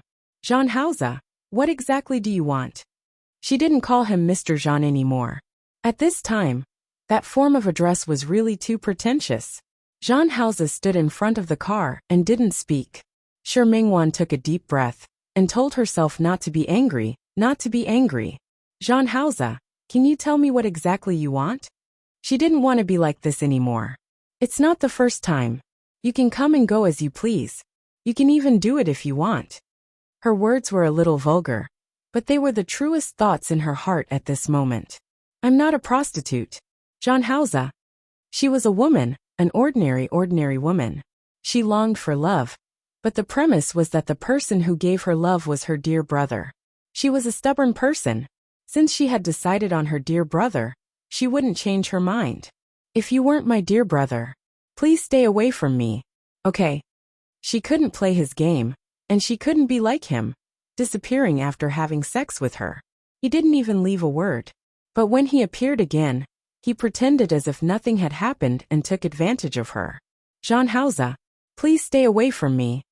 Her tone was very serious and sincere. She had long realized that she was always weak in front of Jean Hausa. She didn't like such weakness, and she wanted to change this. Goodbye. After saying this, she took out the car keys from her coat. When she wanted to get into the car, Jean Hausa took her car keys and got into the driver's seat. Jean Hausa, you. What did he mean? Get in the car. Jean Hausa's voice was indifferent. Mingwan gritted her teeth and stood at the door of the car without moving. Get out of the car. Get in the car.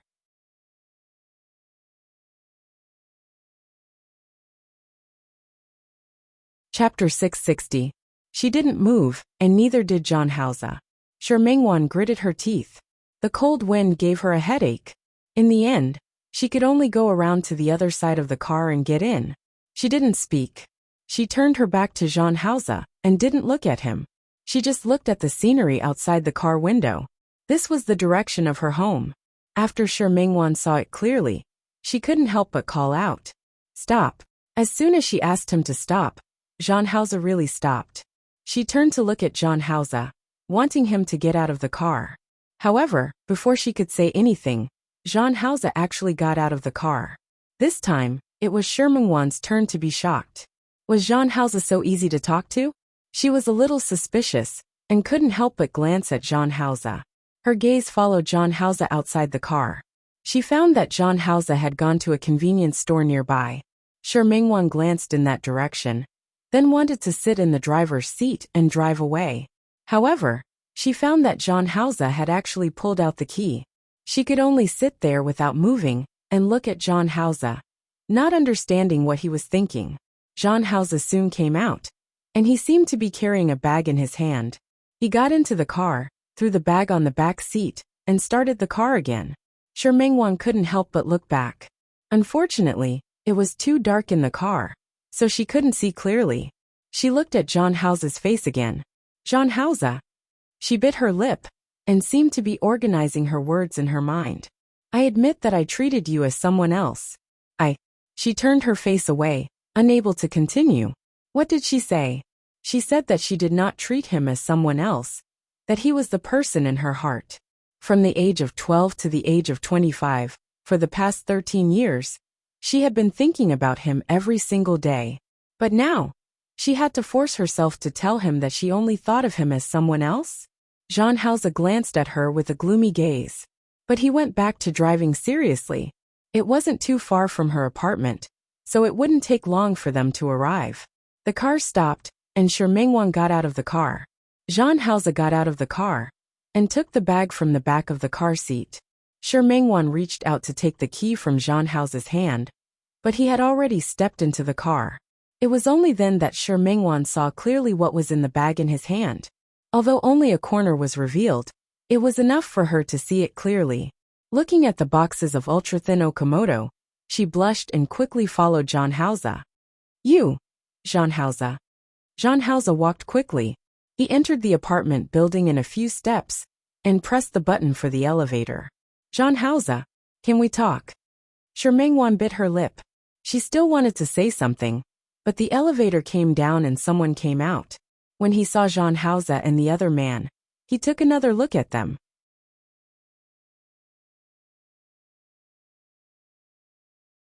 His big hand was on her waist. He wrapped her in his arms and didn't let her fall from his arms to the ground. Jean. After kissing for too long, her voice felt a little hoarse. She swallowed her saliva. Jean Hausa's hand caressed her captivating red lips. His slightly cold fingertips gently brushed past, causing Shi Mengwan's body to tremble uncontrollably. You treat me as someone else? Jean Hausa moved closer to her, his hand still on her lips. He narrowed his eyes and stared at her face. Yes. Shi Mengwan nodded. She looked away and didn't look at Jean Hausa's face. I treated you as someone else. Now I know that you're not. So let's just leave it at that. You want to end it? Jean Hausa's voice was low. Shi Mengwan bit her lip and nodded again. She didn't speak, and Jean Hausa didn't speak either. The room was very quiet. The air conditioner wasn't turned on. Shi Mengwan had been leaning against the door and felt a little cold. She subconsciously twisted her body. Her waist tightened, and Jean Hausa once again pulled her into his arms. He suddenly moved closer, and the distance between their faces was less than a centimeter. Treat me as someone else? He asked again. Yes. Shi Mengwan gritted her teeth and turned to look at him with a firm gaze. She saw the corners of Jean Hausa's lips curl up slightly, his forehead pressed against hers. If that's the case, then why don't you continue being someone else? Shi Mengwan was speechless. She didn't know what she could answer. The moment Jean Hausa was about to pick her up, she realized that something was wrong. No, don't. No way. Why? Jean Hausa stopped for a moment, still staring at her face. Anyway, no way. Shi Mengwan pressed her hands against his chest. Her mind couldn't think very fast at this moment. His aura, his embrace, and his kiss would make her unable to think. You have a fiancé? Yes, that was the reason. As if she had an idea, she suddenly raised her head and looked at Jean Hausa. You already have a fiancé. You can't do this. Jean Hausa's reaction was to pick her up forcefully and bring her into the room. Jean Hausa, I don't have a fiancé. Chun. He didn't give her a chance to ask. He kissed her lips. When he passed by the coffee table, he gently hooked his pinky finger and picked up the bag of condoms. Shi Mengwan felt cold when she slept until midnight. She turned over and instinctively moved her body closer to the heat source. She felt like she was surrounded by someone. The warm chest made her no longer feel cold. She almost sighed as she pressed her face against the heat source. This pillow was really comfortable to hug. Shi Mengwan rubbed her face against the pillow, but she felt that something was wrong. It was firm and warm, broad and strong. This wasn't the touch of a pillow. She suddenly opened her eyes. What she saw was a piece of wheat-colored skin. She could even see 2 thin scratches on it. She had left them yesterday. Realizing this, she instinctively took a step back. The hand on her back made it impossible for her to retreat. She looked up and saw Jean Hausa's enlarged face in front of her. She panicked for some reason and started to pull his hand. She clearly wanted to make things clear with Jean Hausa yesterday. But in the end, the two of them rolled together again? This wasn't what she wanted. Shi Mengwan felt a headache coming on. Jean Hausa's hand was taken away by her. But in the next second, it landed on her shoulder. Her body was pressed back, and her body was suppressed by someone. The man had woken up at some point. He was lying on top of her and staring at her face with a burning gaze. Let go of me. Seeing that he didn't let go of her, Shi Mengwan looked up at him. Jean Hausa, why aren't you leaving? Do you think I'm that kind of casual woman? Seeing that Jean Hausa's brows furrowed, she reached out to push him again. Jean Hausa, don't you mind if I think you're another man? I already answered this question yesterday. As Jean Hausa spoke, he lowered his head and bit her shoulder. The force wasn't strong, but it made her feel a little pain. You. Shi Mengwan was furious and spoke without thinking. What kind of woman do you want? Let's not talk about others. Chen Feifei is your girlfriend, right?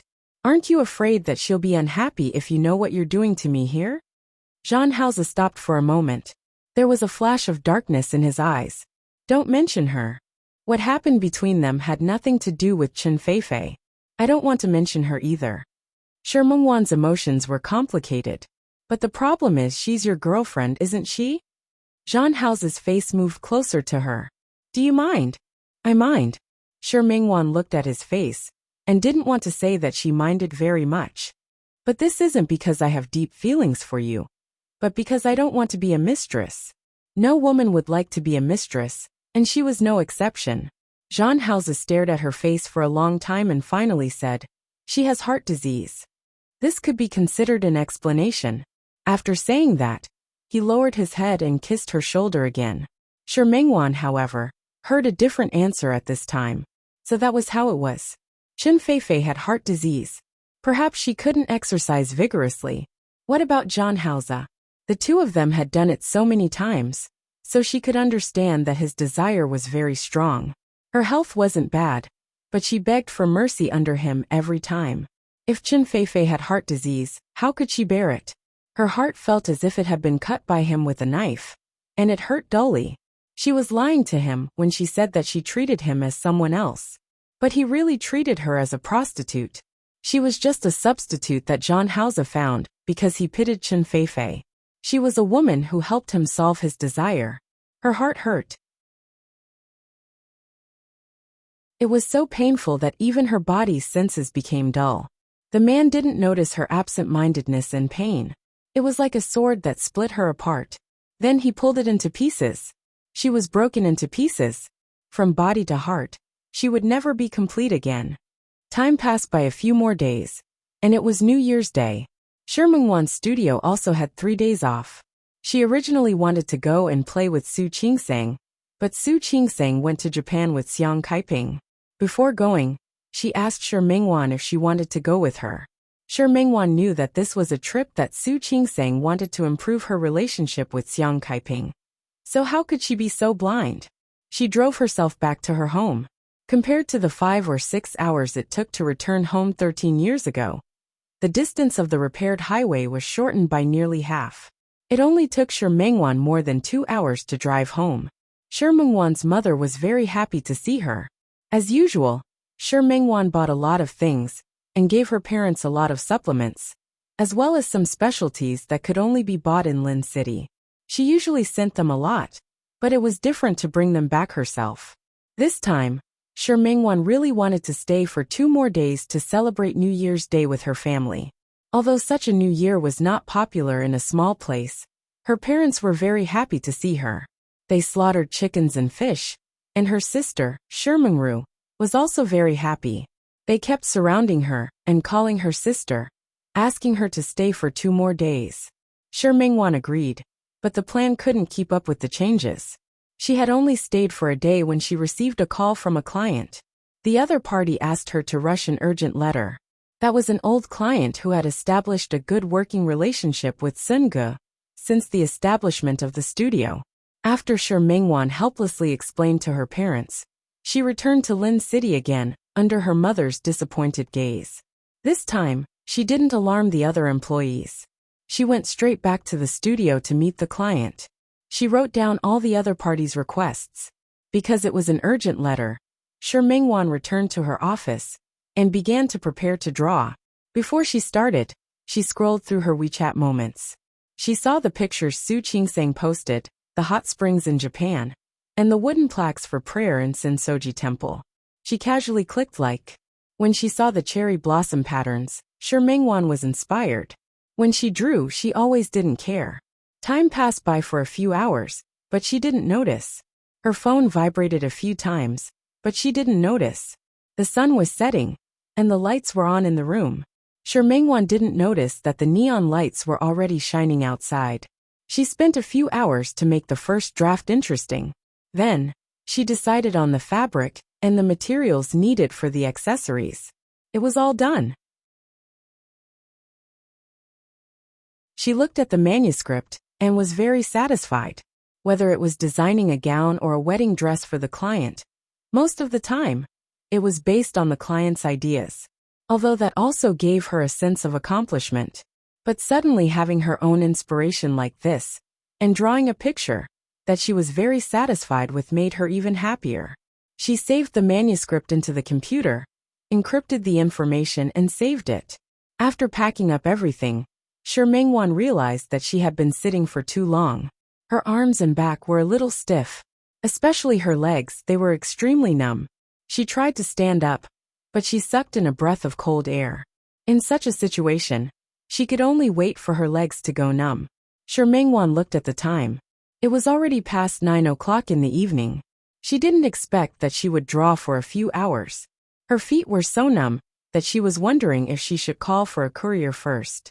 However, she heard a sound outside the office. Shi Mengwan was shocked. She looked outside the office and was afraid for a moment. The studio wasn't big, but because this office building was rented to her by one of her clients, the rent was relatively cheaper than outside. The place wasn't particularly big, but because Shi Mengwan paid attention to the privacy of every designer, she specially rented a 2-story space that was high. Every designer was drawing on the second floor. Her office was at the innermost part. Downstairs was the exhibition hall, as well as the reception room. Hearing the noise, Shi Mengwan felt nervous. She suddenly remembered that when she went upstairs to draw, she didn't close the door of the studio.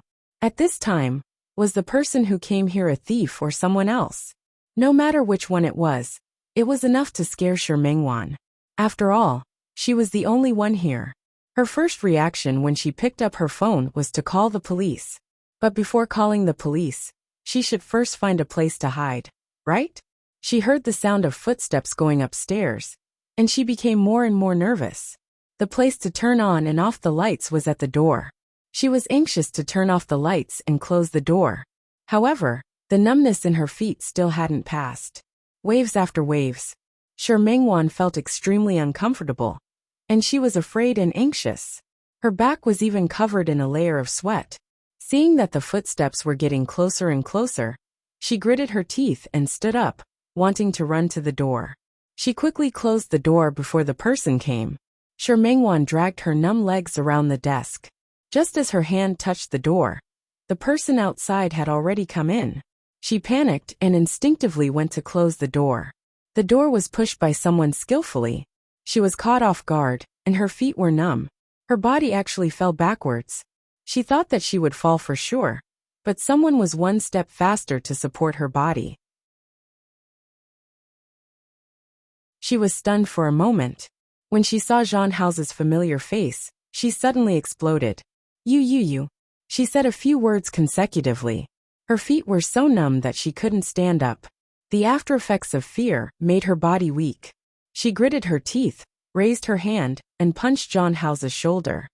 Be asterisk starred, you be asterisk starred. Do you know that you scared me to death? You're too much of a be asterisk starred. You be asterisk starred. She didn't know many curse words, so she repeated the word be asterisk starred over and over again. She relaxed, and her feet went limp. She was about to slide down again. Jean House quickly picked her up. He placed her on the chair in front of the desk. What's wrong with you? Shi Mengwan couldn't say anything. She just felt terrified. Just now, she really thought that a bad person had come. She lowered her head, and her eyes were a little red. No matter how strong she wasn't a woman. Her heart was beating very fast and anxiously. It took her a few minutes to calm her heart down. She looked up at Jean House and swallowed her saliva. She finally calmed down a little. What are you doing here? If he hadn't suddenly appeared just now, she wouldn't have been so scared. The last time he woke up on her bed, he pressed down on her again. And when she went into the bathroom to take care of herself, he left as quietly as before. She wouldn't be as disappointed as she was the first time. She understood one thing. In Jean House's heart, she was Chun Feifei's substitute. She was just taking on his expectations for Chun Feifei. Was it sad? Was it sad? Was it sad? She felt bad. But no matter how sad or uncomfortable she felt, she was the one who asked for it. She was the one who gave him a chance. But if she did it again, she would probably still make the same choice. She missed her dear brother too much. Even if there was only a sliver of a chance, she would try her best to get close to her dear brother. She looked at Jean House, but she couldn't control her tone. There was a hint of rebuke in it. Jean House looked at her pale face. Are you okay? She didn't seem to be well. I'm fine. Sure, Mingwan was no longer afraid, but her expression didn't recover so quickly. You haven't told me yet. Why are you here? I called you, but you didn't answer. He called her? When did that happen? Sure, Mingwan's phone was placed on the desk. She reached out and picked it up. There were indeed a few missed calls. However, they were all unfamiliar numbers. She couldn't help but look up at John Hausa. Is this your phone number? Yes. John Hausa nodded, took her phone, and saved his number. Sure, Mingwan looked at his actions and entered his full name. John Hausa. It was an extremely unfamiliar title that showed their current relationship. She didn't stop him, but in her heart, she decided to block his number later. Why are you looking for me? I went to your house, but you weren't there. This sentence could be considered an explanation. Sure, Mingwan watched him put down his phone. She was sitting, and he was standing. In comparison, he was much taller than her. The pressure was very strong, and she didn't like it. Why did you go to my house again? She tried her best not to sound so resentful.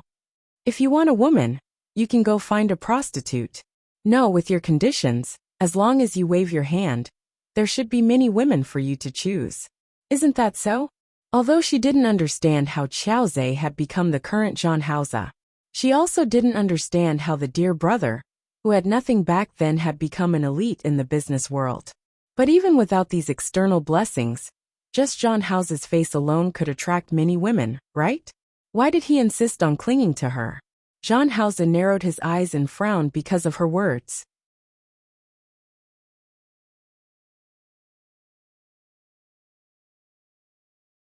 Chapter 661. John Hausa was only relying on her love for him.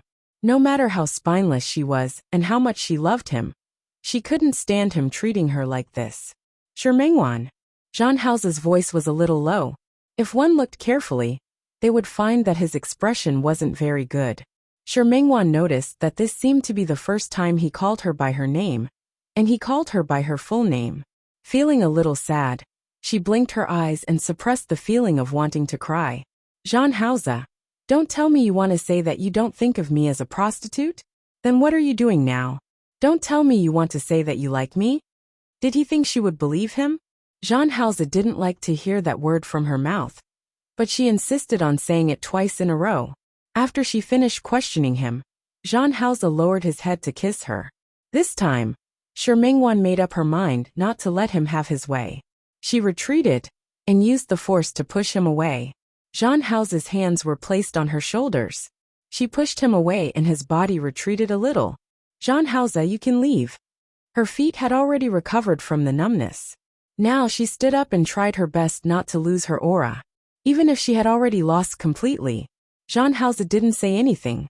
He just bent down to look at her again and placed his hands on both sides of the armrest of her chair. The scene in front of her was really ambiguous.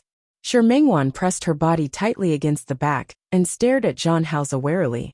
She didn't say anything, and he didn't say anything either. He just stared at her. Sure Mingwan was very uncomfortable. She blinked her eyes and was still thinking about how to chase this person away. With a bang, the sudden sound from outside stunned Sure Mingwan for a moment. She turned around and realized that someone was setting off fireworks outside. It was only then that she remembered. Today was New Year's Day. New Year's Day. Although fireworks were prohibited, there were still some people who didn't take these rules seriously. Bang! The fireworks rose into the sky once again. It was extremely bright. When Sure Mingwan rented this place, half of the reason was because the view was good, and there were a few department stores opposite it. This place happened to be at a crossroads. Someone was setting off fireworks in the middle of the intersection. The moment the fireworks lit up, it successfully broke the stalemate between the two of them. Sure Mingwan didn't look for too long. When she realized that John Hausa seemed to be in a daze, she knew that the opportunity had come. Sure Mingwan quickly got up the moment John Hausa turned his head. She walked around to the back of the desk. Her feet were still a little numb, so she chose to ignore it. She picked up her purse and car keys and prepared to leave. Her footsteps were a little fast. At this moment, she couldn't care about anything else and quickly headed outside. When her hand touched the door, he didn't follow her. When she went downstairs and walked to the door, he didn't seem to follow her either. She walked out of the company's door and stopped. No matter what, the door had to be locked. As soon as she turned around, she saw that John Hauser had followed her. Startled, she instinctively took a step back. Seeing that he had come out, she closed the door and went to the elevator. The corridor was very quiet, except for the footsteps of the two people. There was no other way. The stairs are around the corner next to the elevator. Shi Mengwan stood by the elevator, pressed the button, and waited for the elevator to arrive. When she entered the elevator, Shi Mengwan hesitated for a moment, but it was only for a moment. She went in, stood at the position of the button, and pressed the button for the first floor. John Hauser followed her in. He didn't speak, and she didn't speak either. She didn't want to look at him, but the wall of the elevator was a mirror. She didn't need to turn around to see the man's figure. John Hauser's figure was really good. The black windbreaker made him look imposing, but he had a handsomeness that wasn't inferior to that of a model. He had an inverted triangle figure, tall and strong, and a pair of long and slender legs. Further up, she retracted her gaze and didn't look at John Hauser's gaze. She felt that after what happened just now, he should have given up. That was good. It wasn't until she got into the car that Shi Mengwan felt that she was thinking too well. She sat in the driver's seat and looked at John Hauser in the passenger seat. John Hauser, please get out of the car. John Hauser sat still. Shi Mengwan gritted her teeth. John Hauser, I'll say it again. I'm not a casual woman. The anger on her face was too obvious. John Hauser glanced at her, and his voice was very soft. I'm not either. I'm not a prostitute, and I don't want to be Chen Feifei's substitute. Her voice couldn't help but rise a notch with suppressed anger. When John Hauser heard Chen Feifei's name, a trace of disgust inevitably flashed across his face. That emotion came and went quickly, so Shi Mengwan didn't see it clearly. She thought that he didn't hear it, so she didn't mind saying it again. John Hauser, I'll say it again. I'm not a prostitute, and I'm not a casual woman. What about before? John Hauser suddenly approached her and stared at her face. Shi Mengwan's lips opened and opened again. Under his sharp gaze, she was the first to admit defeat. I've said it before, I treat you as someone else. Any man wouldn't be able to stand her words and would leave, right? Then continue. John Hauser said this. Shi Mengwan blinked and took some time to understand what he meant. I refuse. John Hauser didn't say anything. Instead, he closed his eyes and relaxed his body, as if he wanted to sleep. John Hauser.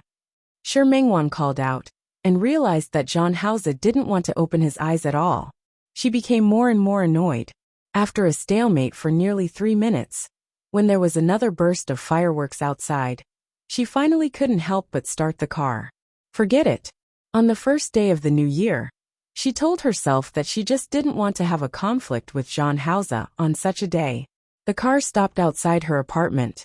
She turned around and was about to call John Hauser. She realized that he seemed to have really fallen asleep. Shi Mengwan was about to speak, but she saw the darkness in John Hauser's eyes. She didn't notice it before, but now she saw that John Hauser's expression didn't look very good. There were faint green marks under his eyes, and there were also some green marks on his chin. It looked like he really didn't have a good rest. Shi Mengwan didn't speak. Through the sleeping face in front of her, she seemed to see the 15-year-old Xiao Zhe again. That was also New Year's Day, their first New Year together. She left home. Although she missed it, she was still a child. If there were other things to distract her, she wouldn't have the time to miss home. It was the same on New Year's Day that year. The pollution between them wasn't as serious as it was now, and Lin City didn't ban the setting off of fireworks. Not only was it not banned, but there was also a fireworks party in a newly built park in Lin City on New Year's Day. Why did she know? It was also because the people living nearby were on holiday at that time. She heard people talk about it. She was only 12 years old, and she also wanted to see it. When she was eating with her dear brother, she told him about it. Of course, she just wanted to go. She didn't really have to go. The park was very far from the bungalow they lived in. Not only did they have to transfer 2 buses, it would take at least an hour to get there. It was too much trouble. Most importantly, at that time, There weren't as many subway lines as there were now. There were only 2 subway lines. It was already very late after the fireworks party ended. If they wanted to come back, there would be no bus, so they could only take a taxi back. Their financial situation at that time didn't allow them to go to the fireworks party at all. She could only say it casually. The youth didn't pay attention to her at that time, but on the next day, which was New Year's Day, he took her out in the afternoon. "Dear brother, where are we going?" After spending a few months together, Shi Mingwan became more and more comfortable calling the youth dear brother. "Guess." "I can't guess." Shi Mingwan shook her head. Today was the first day of the new year. She looked at the street and saw that there were really a lot of people. The bus was a little crowded. She almost fell when she made 2 turns. "Be careful, hold me." The youth's voice had improved a little over the past few months, but it was still a little hoarse and unpleasant to hear. She looked at him. He was taller than her, and his hand was holding the ring on top. She pursed her lips and directly held his hand. When the bus made another turn, her body fell to the side again. The youth supported her with his hand that wasn't holding the ring. Although he was thin and small, he was quite strong. She was in his arms, half surrounded and protected. No matter how the people behind her shook and squeezed, she didn't fall anymore. At that time, she looked up at him and felt extremely at ease. If it weren't for her dear brother, she might have gone home long ago. But because of him, she always felt at ease. She lowered her head and smiled happily. "What are you smiling at?" "Nothing." Shi Mingwan shook her head. When they arrived at their destination, she realized that they had come to the park where the fireworks party was held. You have a ticket?" As far as she knew, because there was a fireworks party on that day, tickets were needed for the park that was usually open today. "No. More than 10 years ago, the cheapest ticket cost more than 100 yuan, and the ones inside were even more expensive." The youth held her hand. "Follow me. You can see it without a ticket." What did he mean? Shi Mingwan had been following the youth, and only found out later. Near the park, there was a building that had just started to be built. One of the buildings had already been completed, but it hadn't been accepted yet. The young man was very bold. In the dim light of the night, he brought her to the roof. The night wind was very strong and cold. They could see the park opposite from where they were sitting. "It'll start in a while." When the youth went out, he carried a bag. At that time, she didn't understand why the youth carried a bag. Only now did she understand. The youth took out a pair of binoculars and gave them to her. "Use this to look." "Thank you." Shi Mingwan smiled. With the binoculars, she could see some of the performances in the park very clearly. It was very loud, and they could hear it from here. She was very happy, especially today. There was a group that she used to like very much. She couldn't help but turn around and point it out to the youth.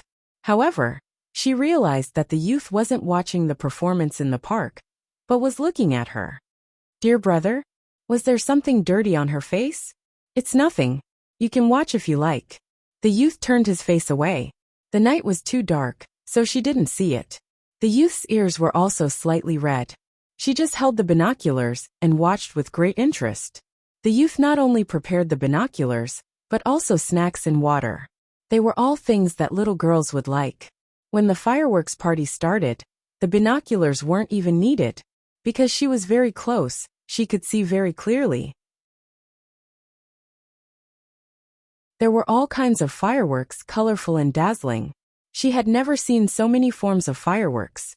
She was very excited, but she couldn't help but feel a chill. The young man looked at her, and just like when they were on the bus, he pulled her into his arms. He was clearly so thin, but his arms were so warm. She didn't feel cold. Instead, she became more and more interested. The scene that night was like an extremely brilliant dream that she would never forget for the rest of her life. After the fireworks party ended, there were no buses. The youth actually took a taxi and took her back. At that time, she wanted to ask him where the money came from, but the youth didn't say, so she didn't ask. When the car stopped outside the alley, she was a little sleepy and wanted to sleep.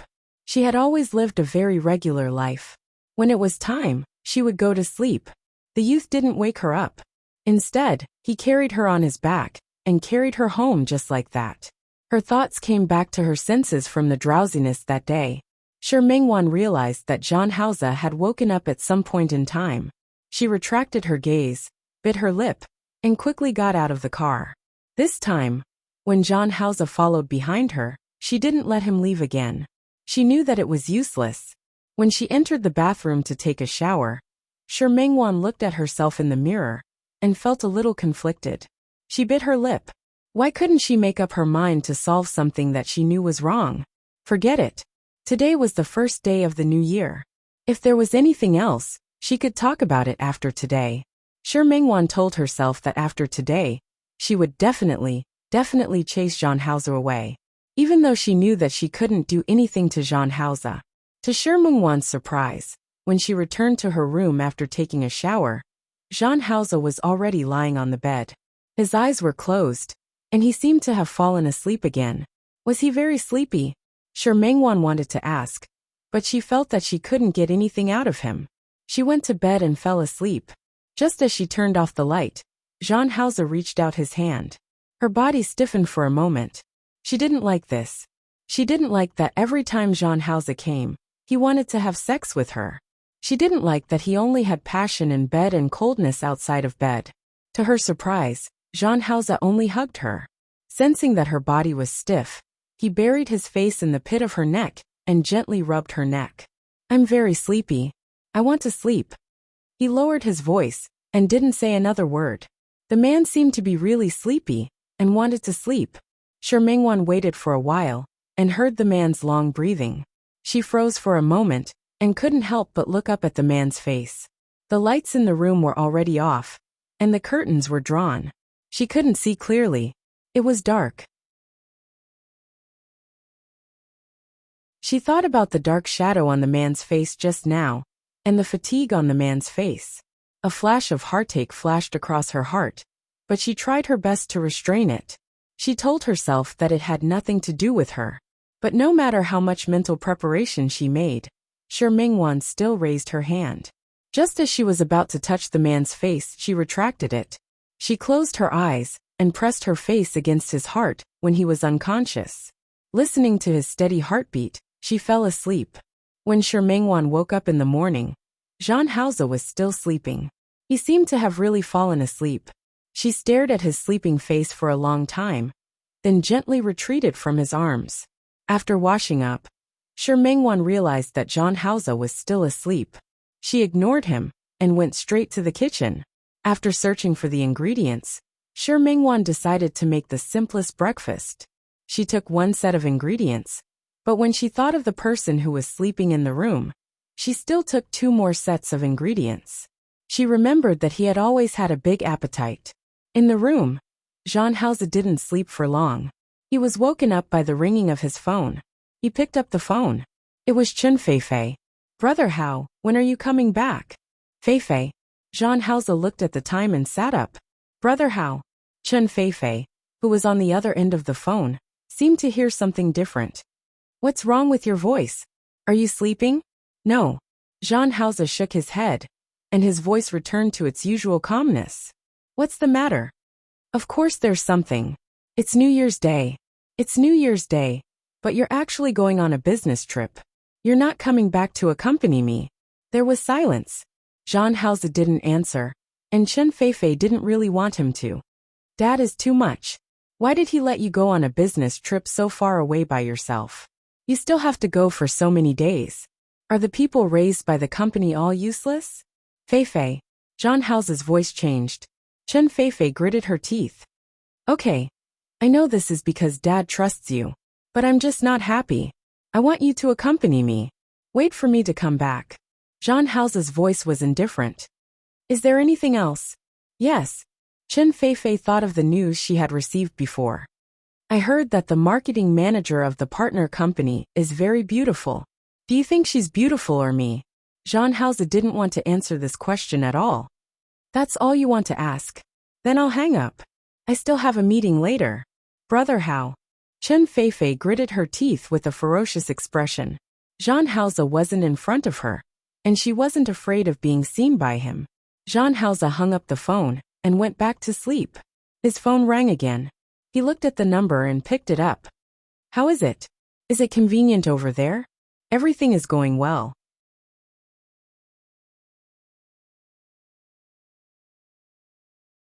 She sang with a very textured voice. There are so many scenes, so many romantic, so many people's hearts are sad. And they get together and part on good terms. I can't finish watching it for many days. You liked it when I kissed you just now, right? Otherwise, why did you keep holding my hand and not let go? You said you really wanted to take me back to your hometown. Slowly like you, slowly get intimate, slowly talk about yourself, slowly walk with you, slowly want to cooperate with you, slowly give me to you. Sure, Mengwan couldn't help but start to daydream again. Those scenes were actually really not romantic, but she really wanted to slowly walk with Jean Hausa and slowly give herself to him. She turned her face in the direction of the dining table and found that Jean Hausa had finished eating at some point. He got up and walked to the sofa. She was looking at him, and he was also looking at her. He also saw the television. Perhaps Sher Mengwan's gaze was too direct. Jean Hausa walked to her side and sat down. He pulled her body into his arms, lowered his head, and kissed her lips directly and accurately. Sher Mengwan blinked and didn't refuse. Jean Hausa pressed her body onto the sofa. Sher Mengwan bore his weight and raised her hand to wrap around his neck. The sofa wasn't small, but it was a little difficult to accommodate two adults. In order not to fall, she hugged him tightly, and he hugged her body tightly. The air conditioner in the living room wasn't turned on, so Sher Mengwan was actually a little cold. However, it was only cold for a moment, and it quickly warmed up. When her clothes were torn apart, and her body was hit by him, Sher Mengwan's heart flashed with bitterness. At this moment, she suddenly realized something. Jean Hausa wasn't the only one who liked to do this. In fact, she liked it too, because only at this moment, only when he was one with her, would she have the real feeling that he was her dear brother. You're tuning in to the Li Mei's Wuxia Whispers YouTube channel. We're so grateful for your support, and don't forget to subscribe to join us on this incredible journey through captivating stories. Your generosity through donations truly makes a world of difference, as it's the primary source of revenue that allows me to expand and enhance this channel for you. Thank you from the bottom of my heart for being a part of this adventure.